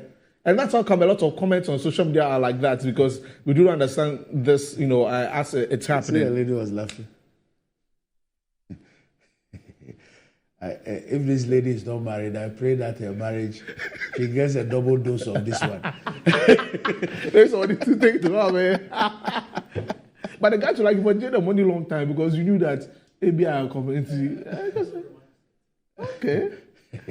I don't go hard girl. I don't go agree. I don't go agree for anybody. Which of the ladies here can play this role very well? Nipana, that's some weird thing. Yeah, baby. Who's the baby? Manchester. She can do it. Yeah, she go feed do her. She go feed do her. Whether you put her, she will go. She will be there. Okay. So we have a job for your baby to do. Okay. And Jennifer. Wait, Jennifer. Floor. She go feed do.